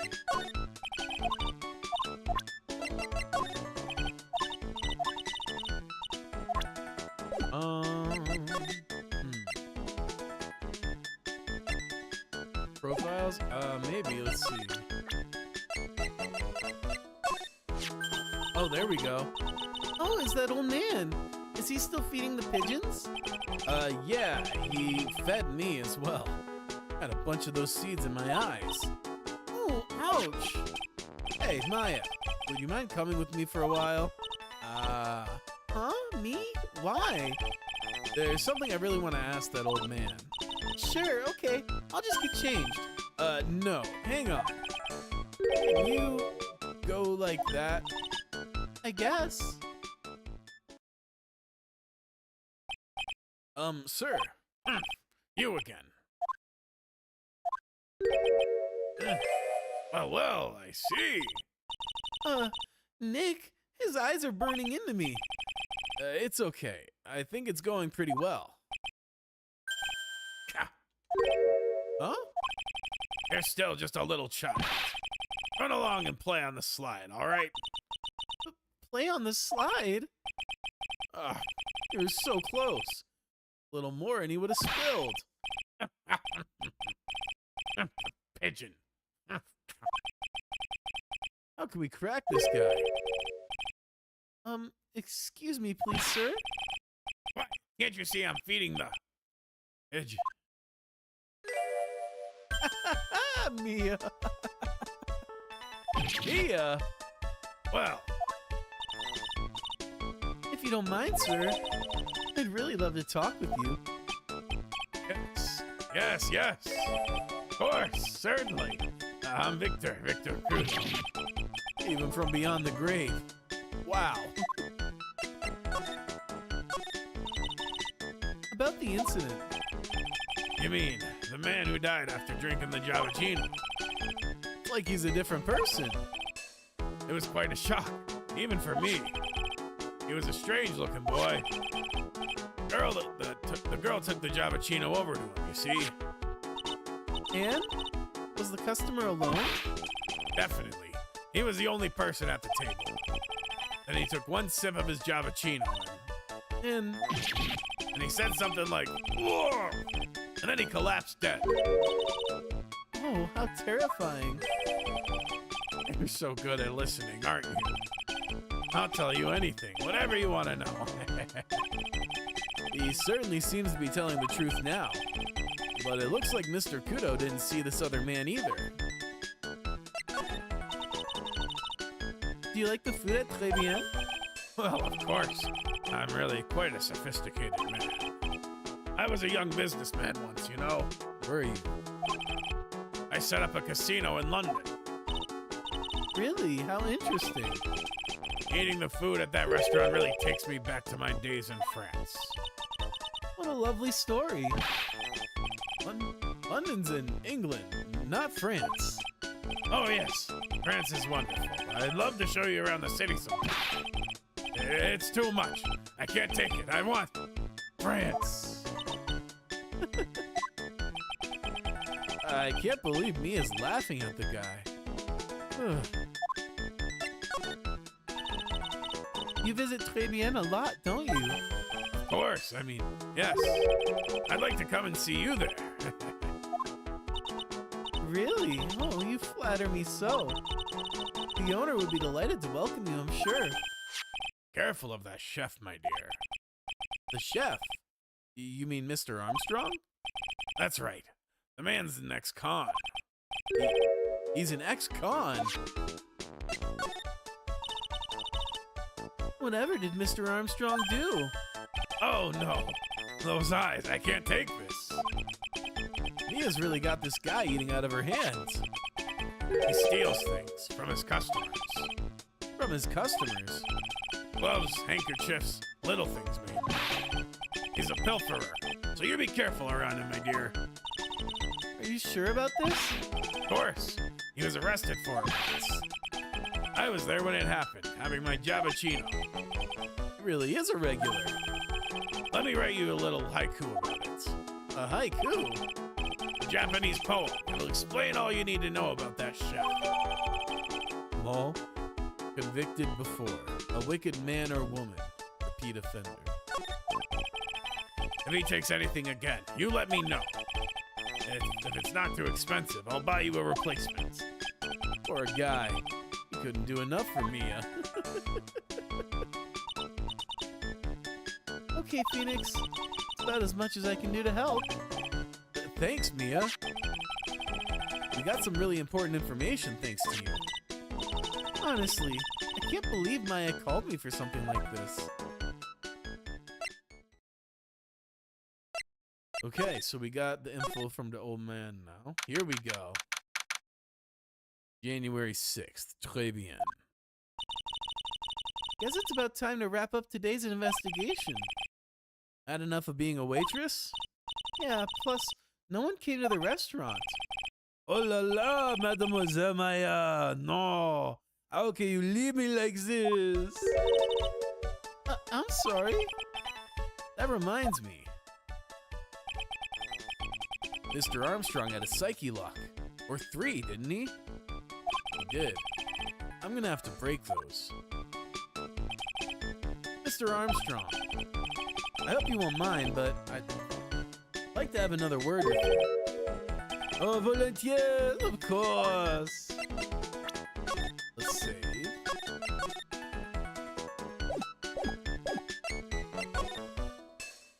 Maggie's motive, right. Let's see if we can crack the psyche lock.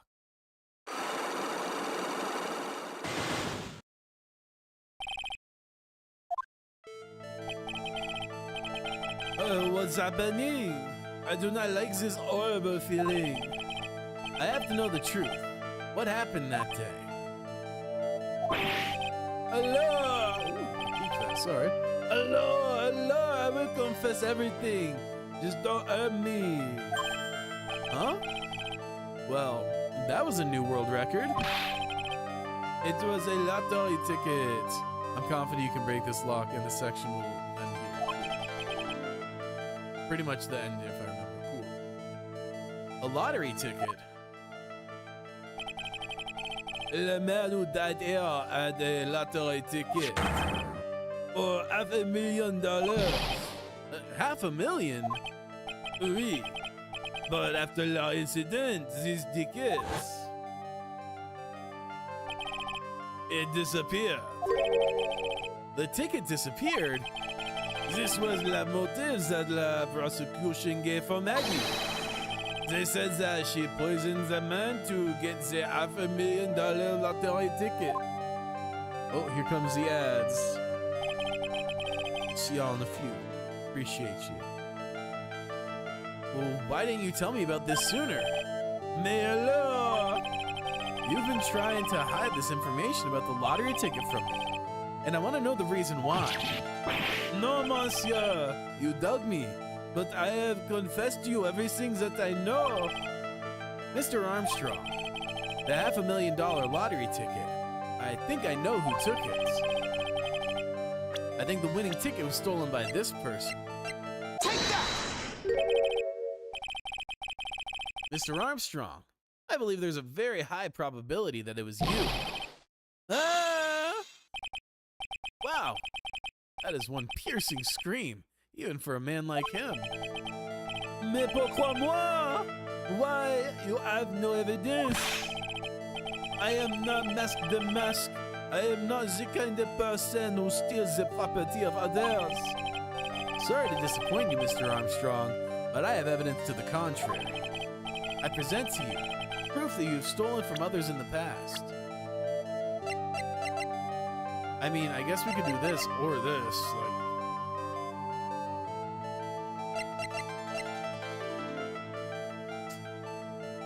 I'm gonna go... Take that! Yes. What is this? Oh, a poem? Oh, monsieur, you know me so well. I adore poems. Please read it and put some feeling into it. Convicted before a wicked man or woman. Repeat offender.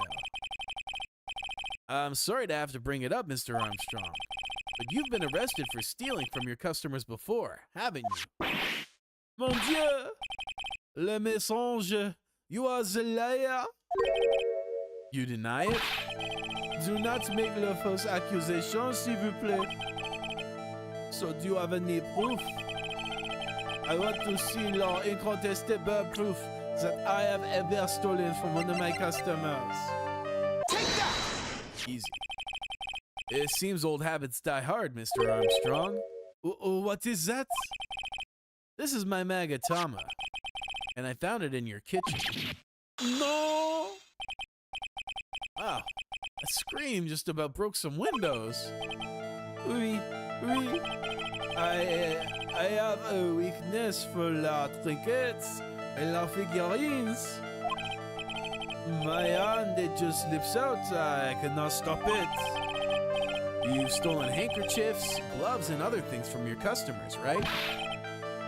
Oui, it is la truth. I am just a timid little girl inside, monsieur. A timid little girl. Besides, this time it was not a small trinket, oui. It was $500,000. Mais non, why would I steal it? I have no need for such money. Really now? Oh, monsieur, what is it? Isn't it true that you're in some pretty serious trouble? And that you're in desperate need of a large amount of cash? Take that! We got him. This restaurant is deep in the red, isn't it? You have a loan to the tune of $500,000. That lottery ticket would have wiped out your debt. Good. Well, Mr. Armstrong, what do you have to say for yourself?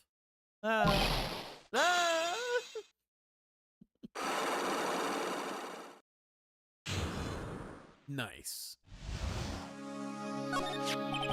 Mr. Armstrong, you said the victim had a winning lottery ticket for $500,000. How did you know he had something like that in the first place?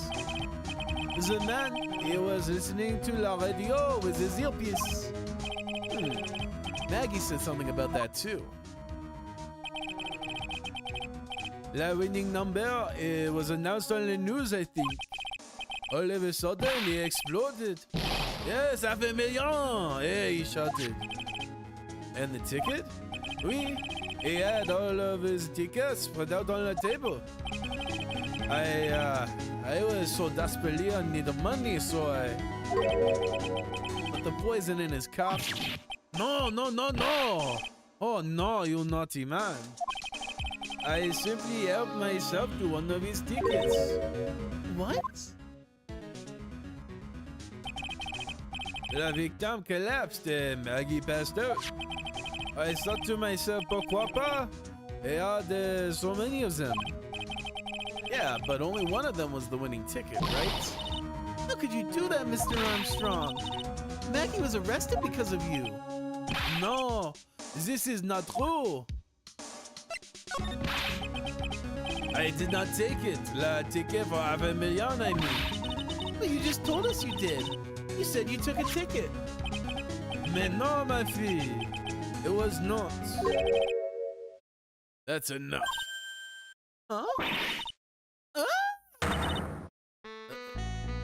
Mr. Godot! What the heck are you doing here? Ugh. This is without a doubt the worst coffee I have ever tasted, Mr. Armstrong. He came in here for coffee? Does his craving for coffee know no bounds? Perhaps Mr. Armstrong stole one of the victim's tickets on the day in question. I am no. It's just a pretty little girl who everyone is laughing at. But in that case, Maggie shouldn't be the only one under suspicion. He had the wrong tickets. What? Mr. Armstrong made off with the winning ticket's pretty neighbor. So, the ticket he took was worthless? Not quite. He did win something. $1. You see, I am just a pretty face. Without my looks, I have nothing. So, what happened to the winning ticket then? Or the one he meant to steal? Indeed, what did happen to it? I don't like spoiling myself by watching trailers, so we'll just wait and see how the movie turns out tomorrow, won't we?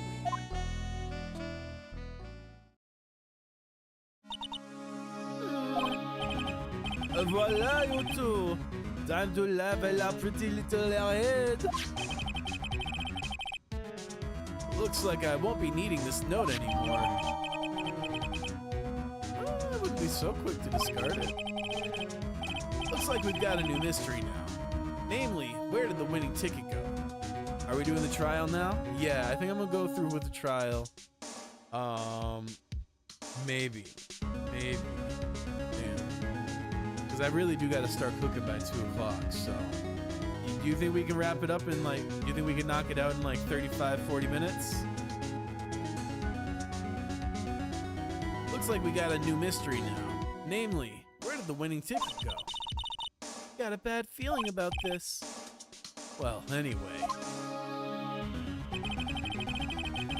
Probably could get to the second half of the trial.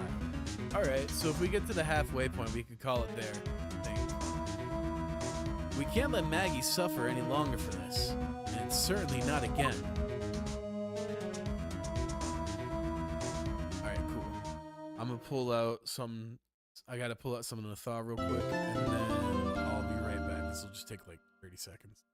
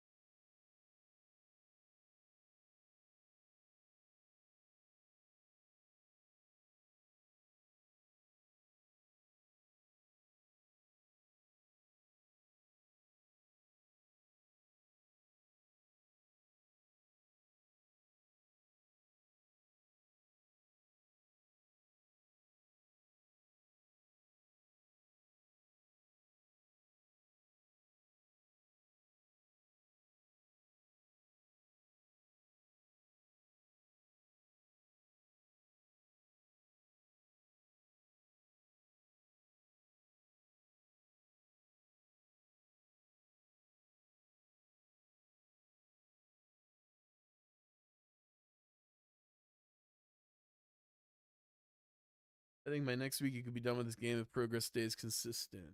Nice. I'm not too worried about it. Just kind of taking it at my leisure, but that'd be dope. I did get investigations and Danganronpa, by the way. I was able to snag those over the weekend. January 7th, 9:48 a.m. District Court Defendant Lobby number 1. Oh, I see. I guess I should have expected this. Nobody saw the other guy, huh? But he was there when he took the coffee over, sir. Scout's honor. Maggie! Detective Gumshoe! You doing all right? How you feeling? As if you need to ask either question, sir. Don't let him get you down, Maggie. And don't forget to eat well, okay? Roger. Hey, you! Yes? You better square this case away. Got it, pal? Maggie's innocent, you hear? If you screw up, then I'll be doing some squaring away myself. Squaring away some paperwork for your arrest. I think he's serious. Hey, detective. You're on our side for once, right? Yup. So you'll be able to help Maggie out, right? Really? Can you, sir? Of course. I got the situation under control. I'm gonna be the first witness on the stand today. Something I say doesn't mesh with the facts. Make sure you point it out, all right? Sure. Okay. We're forming a united front today, pal. You get me? I can't tell you how grateful I am, sir. I've always admired you so much, detective. I know I can count on you. Looks like it should all go pretty smoothly today, huh? I can only wish. Yeah, for real. Who knows what Godot has up his sleeve for us? January 7th, 10 a.m. District Court, courtroom number 4. Court is now in session for the trial of Maggie Bird. The defense is ready, Your Honor.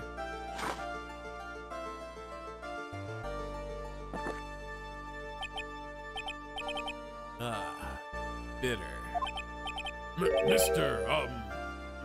Rex. Yes, Your Honor. What's wrong? Nothing. It's just whenever I addressed you in the previous trial, your response was, "Who's talking to me?" It was a little, well, intimidating. No, that wasn't me. That was the phony Phoenix.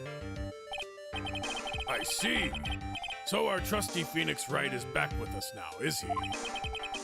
Our trusty? So, Mr. Godot, your opening statement, please. I love how he had to test him. He's like, Mr. Wright? Oh, thank goodness. He's normal. This fake Phoenix traumatized the judge, it seems like. Mr. Trite, whether you're a fake or the real deal, we will find out soon enough through this trial today. But I can already tell you, I'm the real Phoenix Wright. I wasn't questioning whether you are Phoenix Wright or not. I was questioning whether you had studied law or not. Damn. That's what I intend to find out. There's no denying it. Behind that mask is a man who really hates me for some reason or another. As everyone is aware, the court has already given its verdict on this case once. Therefore, I won't stand for irrelevant testimony during this retrial. Nor will I stand for a simple repetition of the evidence presented in the first trial. I'm not planning on repeating anything that phony me said. Trust me. Now then, Mr. Godot, please summon your first witness. It's gumshoe time. Let's start with the formalities, shall we? Name and occupation. Witness, state your name for the court. Huh? Oh, sorry, sir. The name's Police Department Detective. Occupation, Dick Gumshoe. He's so flustered. Other way around, detective. Huh? Oh, sorry. Anyway, I'm the officer in charge of this case since yesterday, sir. Since yesterday. Yeah, the guy who was on the initial investigation's tied up with another case now. I hope Gumshoe really got everything under control. For everyone's sake. So, I see. So, Detective Gumshoe, would you outline for the court the basic facts of the case?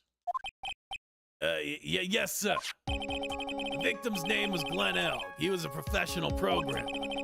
He was on the payroll of Blue Screens Incorporated, a local company. This is the victim's autopsy report. The court accepts this into evidence. Died of potassium cyanide. Ooh. Time of death was between 1:30 and 2:30. No one mentioned his mouth foaming? Because that's really weird of cyanide poisoning. And here are the floor plans for the restaurant. When the incident took place, the victim was sitting right here. Poison coffee was brought over to him by the waitress. The waitress being accused. Yeah. The victim died from poisoning almost immediately after he took a sip of the coffee. At the time of the incident, there were two other people in the restaurant. Mr. Gene Armstrong, the owner and chef, and a regular by the name of Mr. Victor Kudo.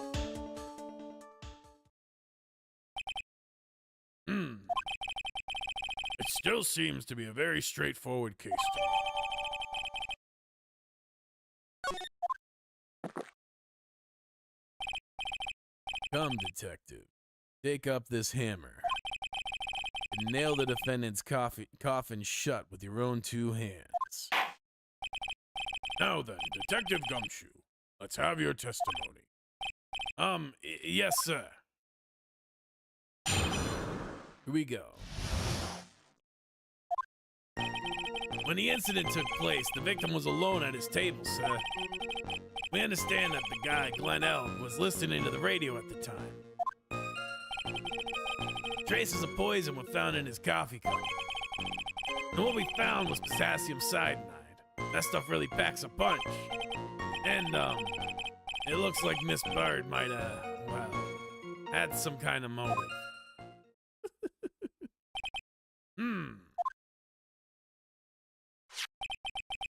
Using the dark, aromatic depths of coffee to conceal the poison. Classy lady. Facts of this case seem to be ironclad. Mr. Wright, I would ask you begin your cross-examination, but... Yes? Please, no intimidation tricks this time around. Is that understood? I already told you that wasn't me. Bro had orange skin, like... When the incident took place, the victim was alone at his table, sir. Hold it! Can I stop you for just a minute? Huh? What is it? Did I say something that contradicts the evidence? He's so desperate for that to be true, he's practically crying. Your testimony just now doesn't match the testimony given by Miss Bird. She claims that there was another man at the victim's table. Yeah, that's what she said. What killer wouldn't say that when faced with a homicide conviction? Hey! Sadly, her testimony isn't supported by the owner or the other customer. Isn't that right, Detective Gumshoe? Yeah, it's true. Their two testimonies tie up on that. They both said there was no other guy at the table. What should I do? Should I press on this point a little harder or not? We're gonna press harder, but first, we're gonna say... Well, maybe the other witness had just missed him. Perhaps their view of the victim's table was obscured in some way. Huh. That argument is as weak as the coffee at Très Bien, Mr. Trite. I have here in my possession a ticket.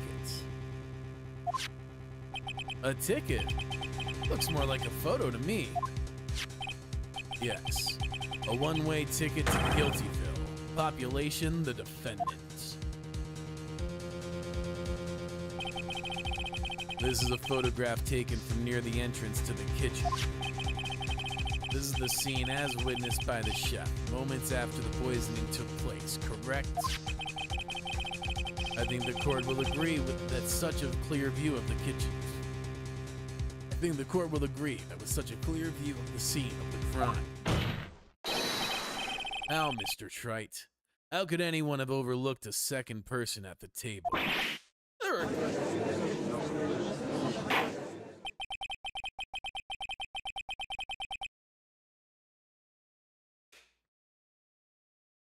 It certainly seems to show the victim's table extremely clearly.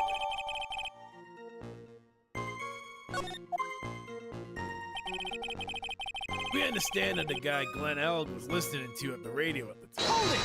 Right? He was listening to his radio, you say? Yeah, he had a portable radio in his chest pocket. Maggie told us that too, didn't she? Something about how one of them had some sort of earpiece? What should I do? Should I press him on this point a little harder or not? Always be pressing ABP. And what was it the victim was listening to on the radio, Detective Gumshoe? Huh? How should I know? Thanks a lot. We're now one step closer to the middle of nowhere. This isn't going very well, is it? Detective, could you perhaps tell us about the poison and how it was used?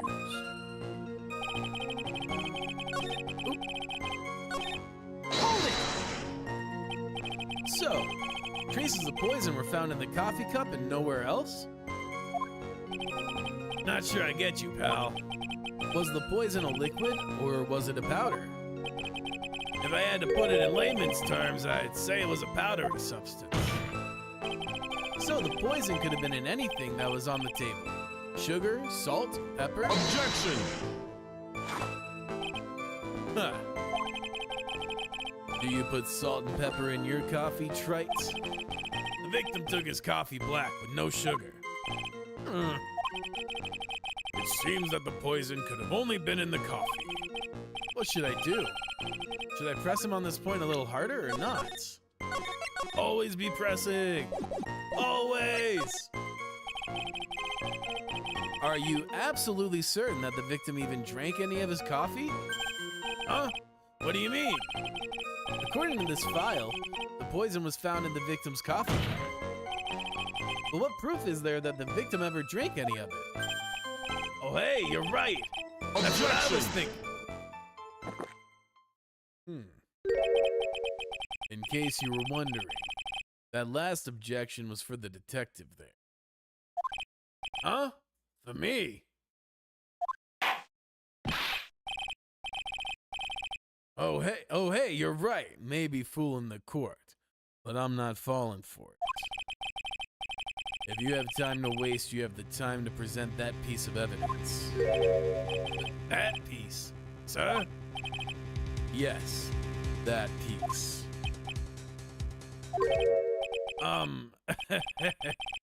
What piece was it again?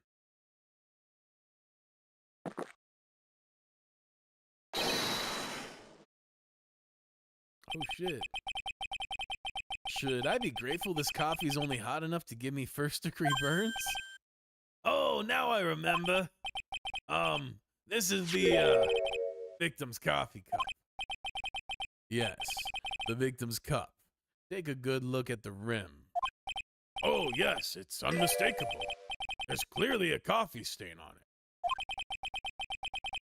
Conclusive proof that the victim did drink the poisoned coffee that was in this cup. I don't think... Let me just say, I don't think porcelain stains that easy. Because I've drank a lot of very dark tea in this coffee. In this cup. Yeah. Just saying. It definitely, like, stuff like that, it can stain, because, like, this dude was yellow when I got him. Like, dead ass, he was yellow. Like, a light yellow. And that's just from tea that turned him that color. So, like, it can stain, but, like, I don't think it's that quick.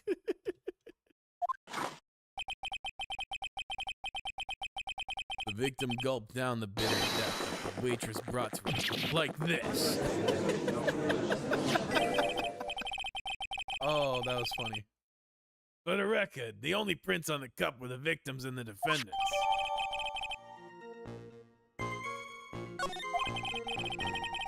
On further investigation of this cup, we found a certain chemical substance. And what we found was potassium cyanide. That stuff really packs a punch. Hold it! Potassium cyanide? I've heard of that chemical before. Exactly how strong is this poison, Detective Gumshoe? Well, the stuff's lethal. Eat too much in your history. How much is too much? Not much. Yeah, exactly. A lethal dose is 0.2 grams. That's about enough to finish anyone off. Wait, 2 grams? How much is that? You know when you swab your ears for earwax? Yeah, about that much. Earwax, huh?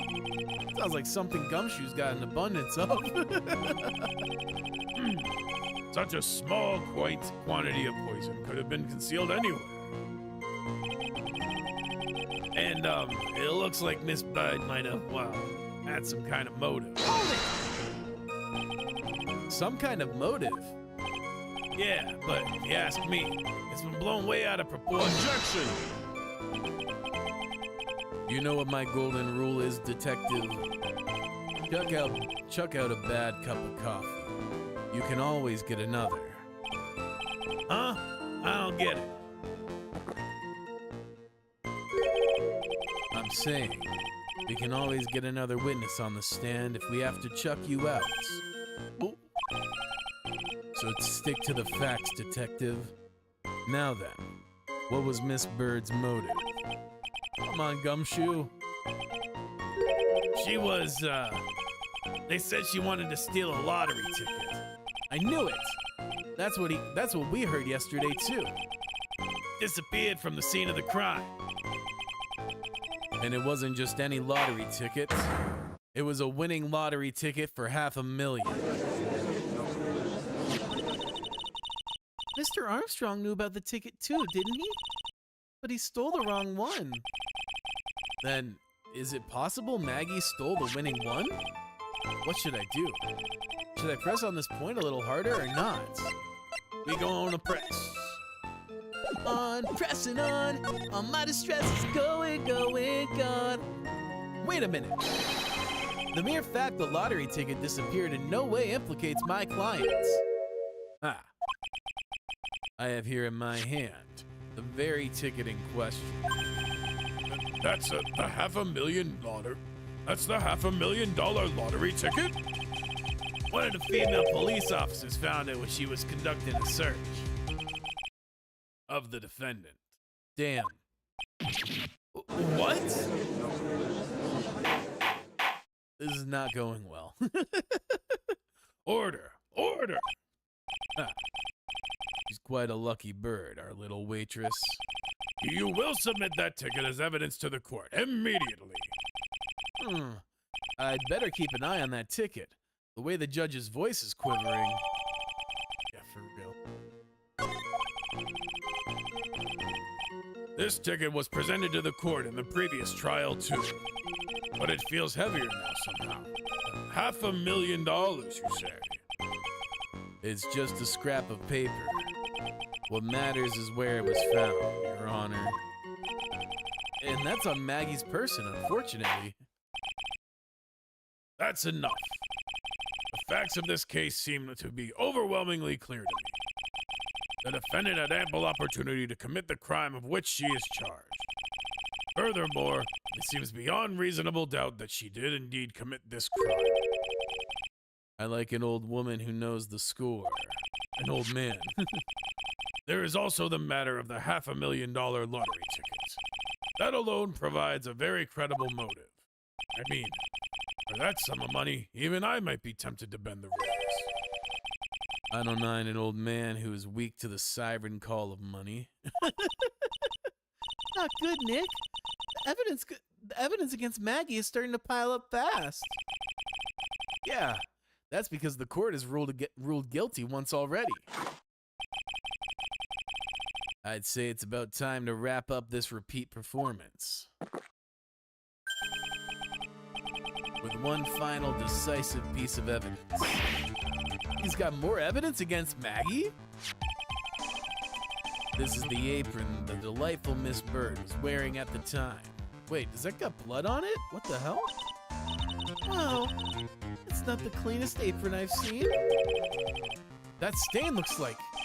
It can't be blood, can it? Ah. It seems the star of our play was a little flustered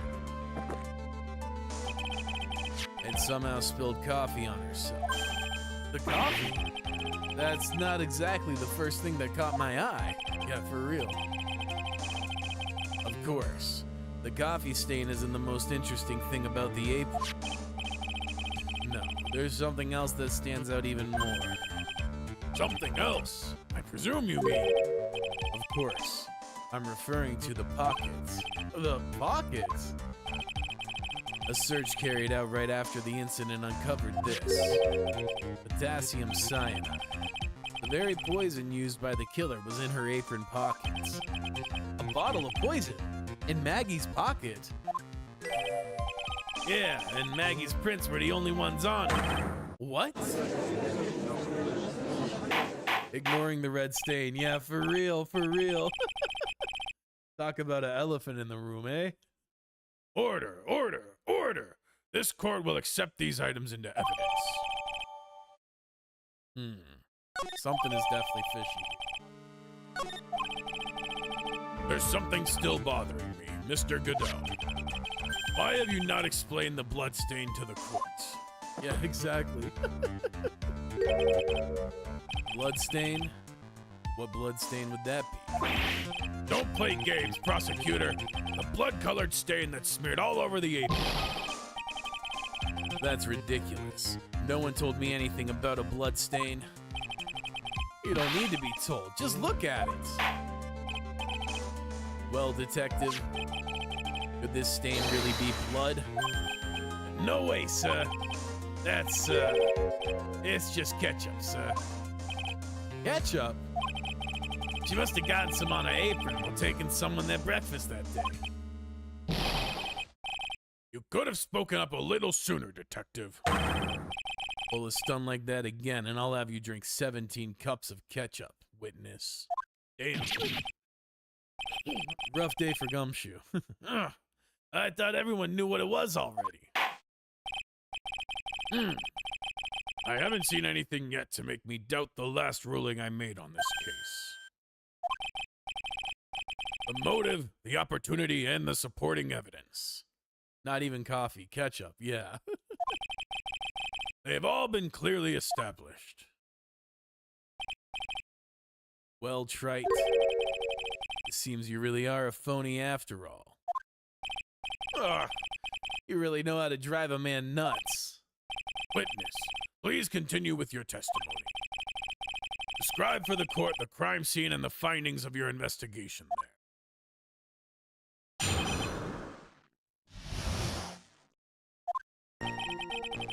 The crime was reported at 2:25 p.m. by a kind of scary old man, sir. Poor Maggie had passed out from the shock. It must have been real tough for her.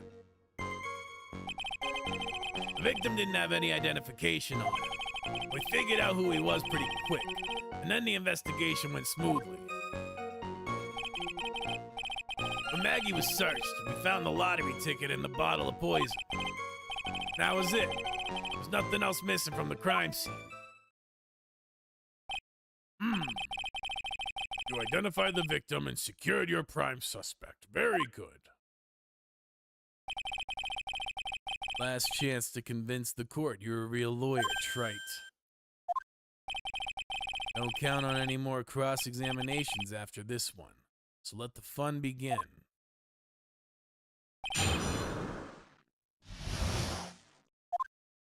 The crime was reported at 2:25 p.m. Hold it! You're... Scary old man, Detective Gumshoe? There's an old man who's a regular at the restaurant where the incident happened.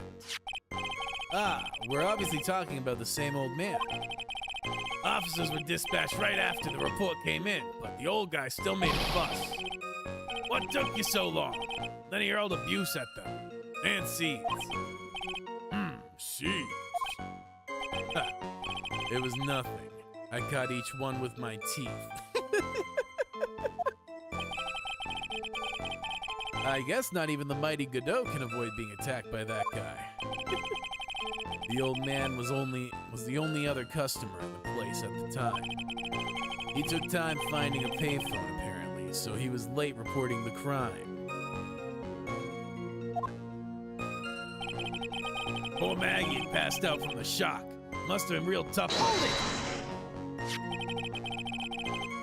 How long was the defendant unconscious for? The officers got to the crime scene around 2:40. Maggie was still out cold in the kitchen at the time. Took another 10 minutes or so before she came to. I would have liked to have been on the scene myself. I bet you would have liked to have carried out that search too.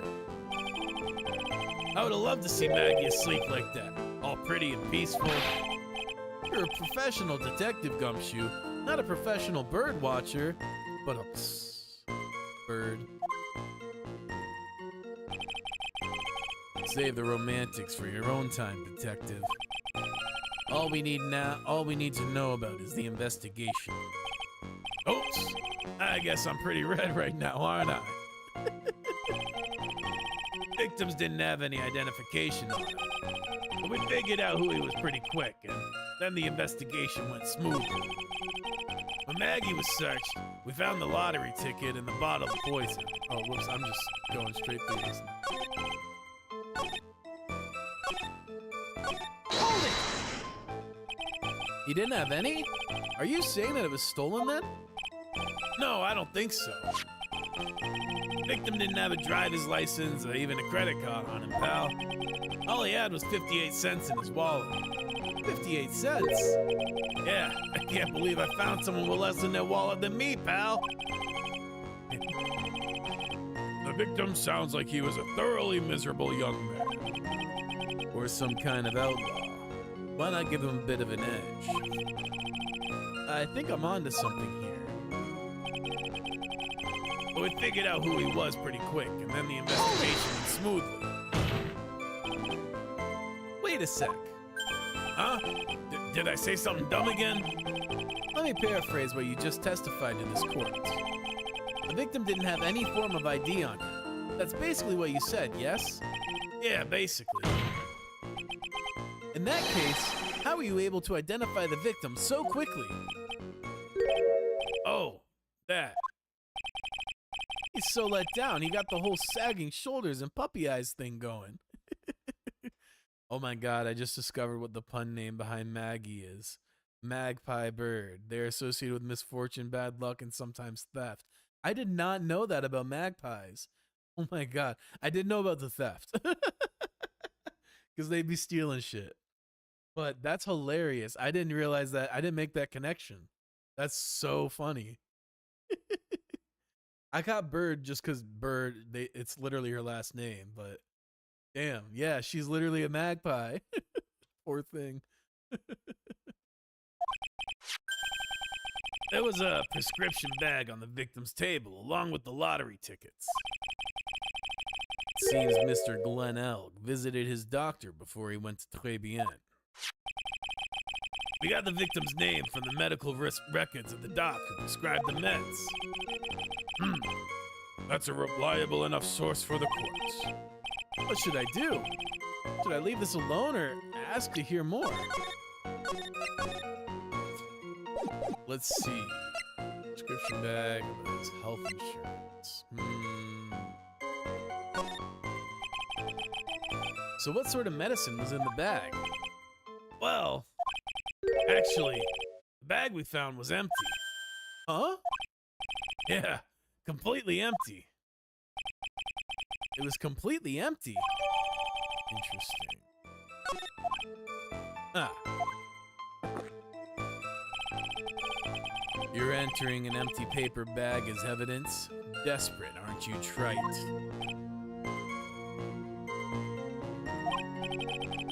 Now, what happened with the investigation after that, detective? Okay, but first, I want to press on this again and see what the other option is.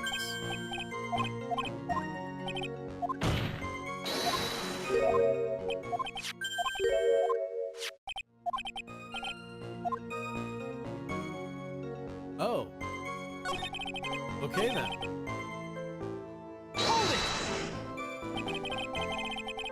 But the defendant had been passed out for a while, correct? In that case, isn't it possible someone planted the evidence in Maggie's pocket? Hey, yeah, you've nailed it, pal. It happens to me all the time.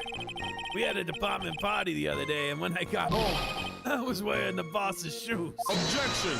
What? How did you manage that? Keep up this crazy testimony, detective, and the shoes will end up down your throat. Sorry.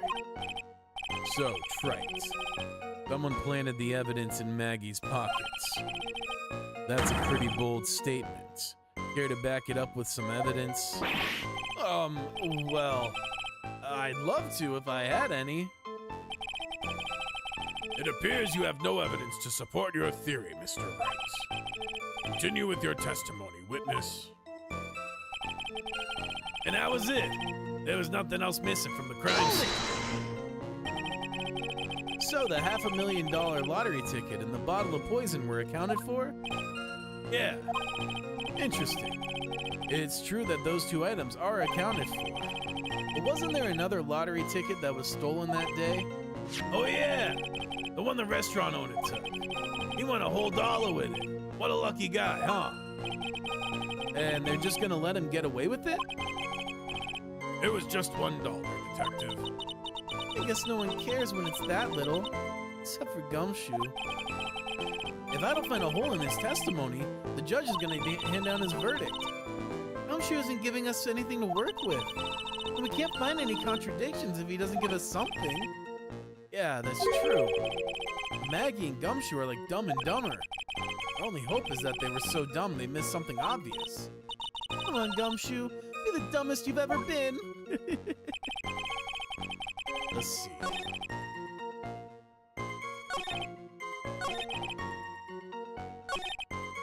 This felt like it had something that we could press with. I'm not sure what, though.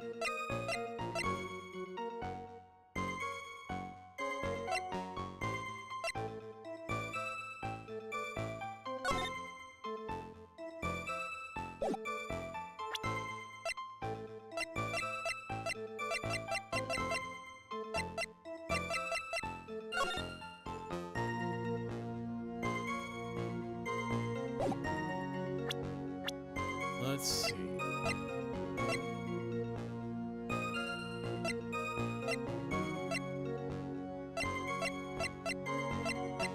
Oh, we don't know his age yet. Interesting. Maybe try pressing again and see what you can come up with. I don't think there's any contradictions. Yeah, I didn't think so either. Let's give that another shot. Victim didn't have it dry yet. We saw this, 50 cents.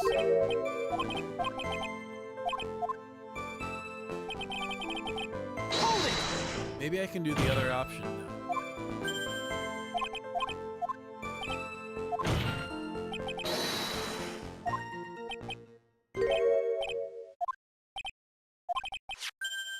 Yep, we got this. And then...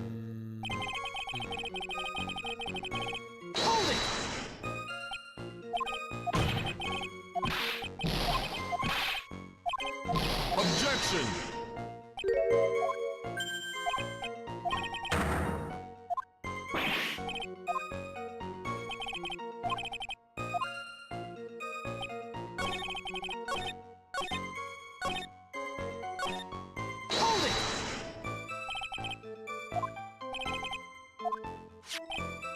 Oh wait, I got it. He said nothing was stolen, but something was. Right. The lottery ticket.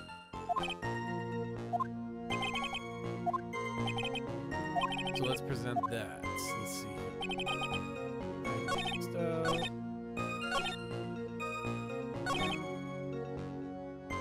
Nothing else missing from the crime scene. I could also see this missing from the crime scene, but I was thinking of the prescription thing. Oh, okay. Interesting.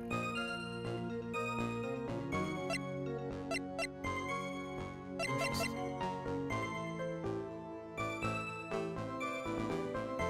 Objection! Detective Gumshoe, I think I should point something out to you. There's just one small contradiction in your testimony. Oh, finally! I'm getting all anxious just waiting, so hurry up, will you? You testified that nothing else was missing from the crime scene. However, the prescription bag you mentioned was empty. Ah, yeah. I probably would have got there eventually, but you definitely helped me get there quicker. Did the officers recover the medicine from the scene of the crime later? No, they didn't. The victim was given a prescription right before going to trading in. Where then did the medicine disappear to? You are too cool, pal! Indeed. Due consideration wasn't given to the victim's prescription in the previous trial.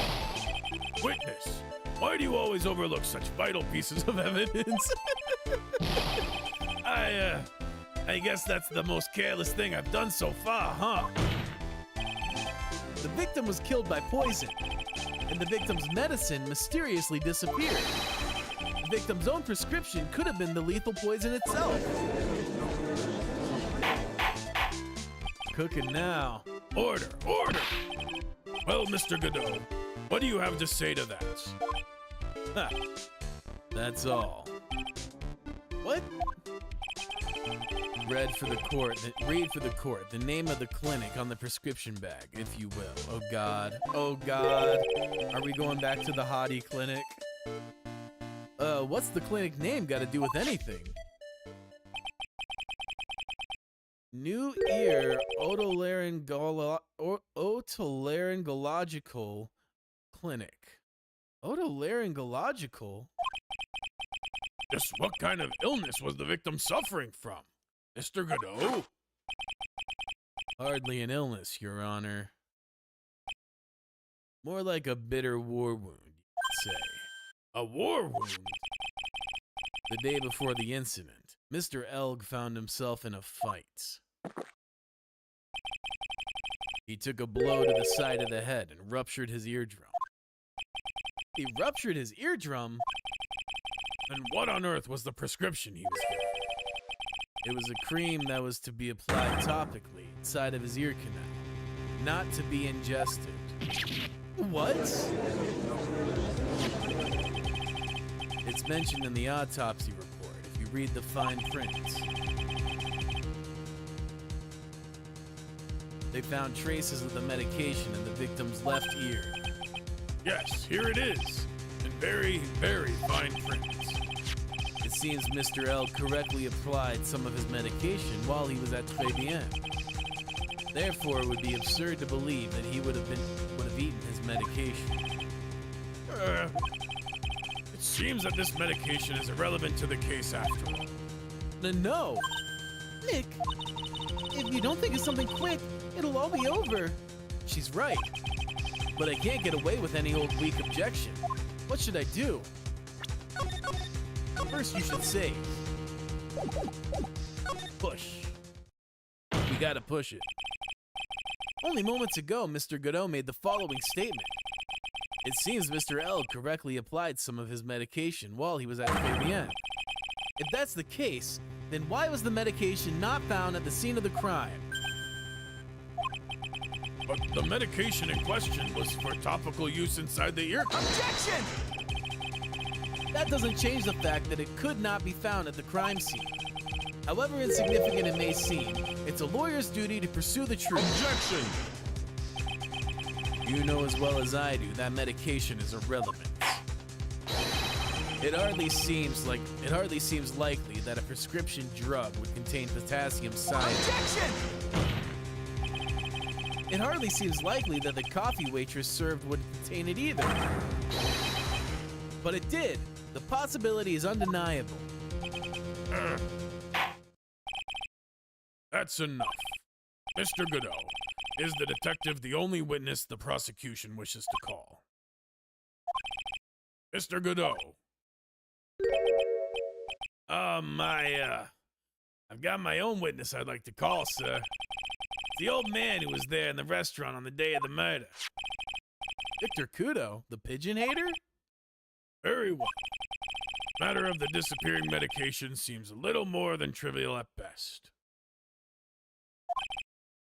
However, it wasn't explored at all in the previous trial, and that is something that bothers me. Yay, good job, Nick.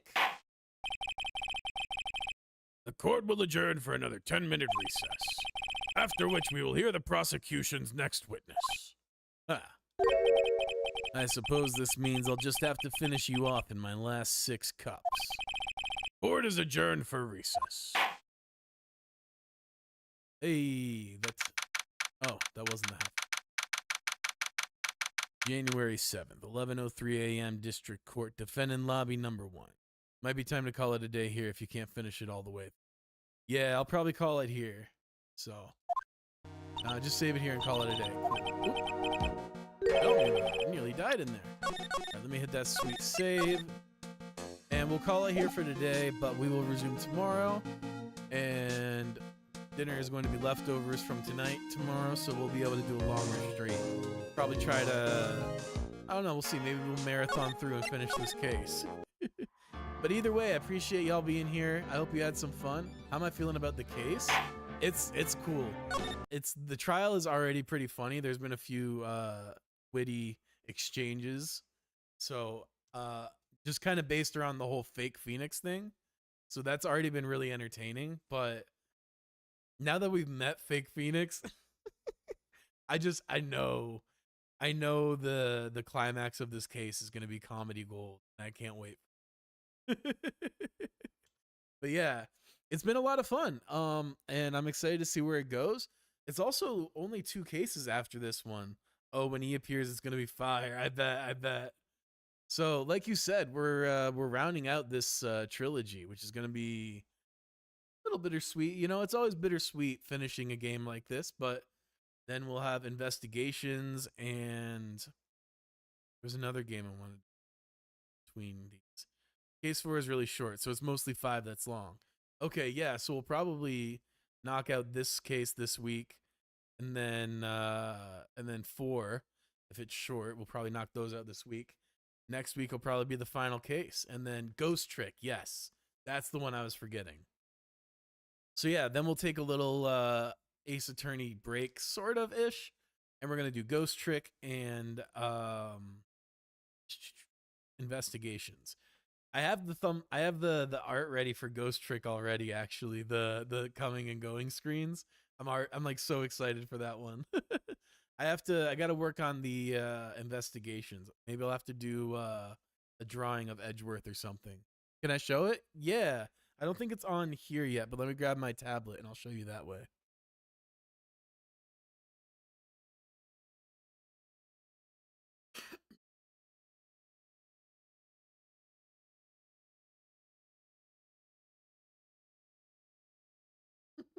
I was doing practice this morning.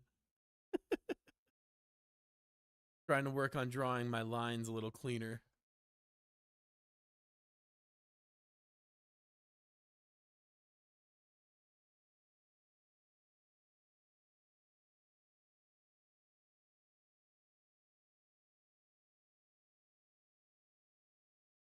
All right.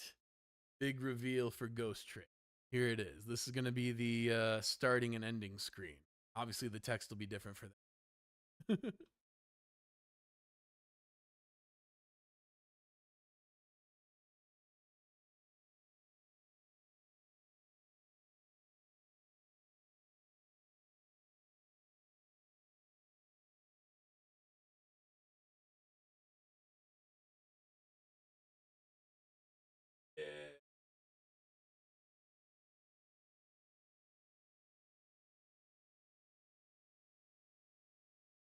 So yeah, I recreated the cover of it. I thought it was such a sick image.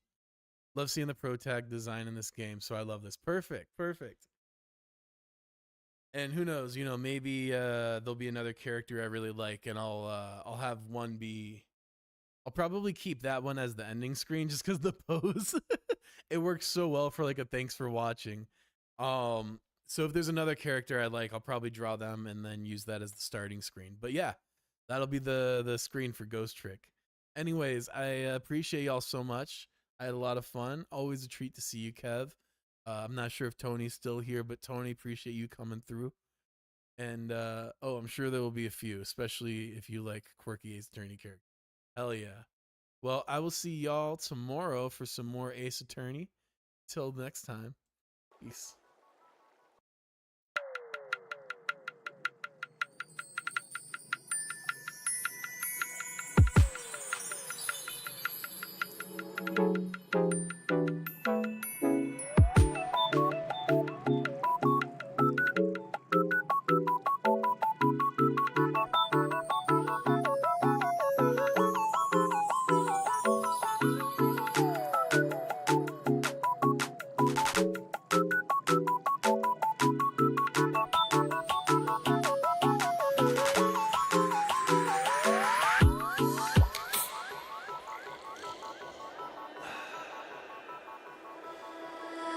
Let's go to see the stars and the moon.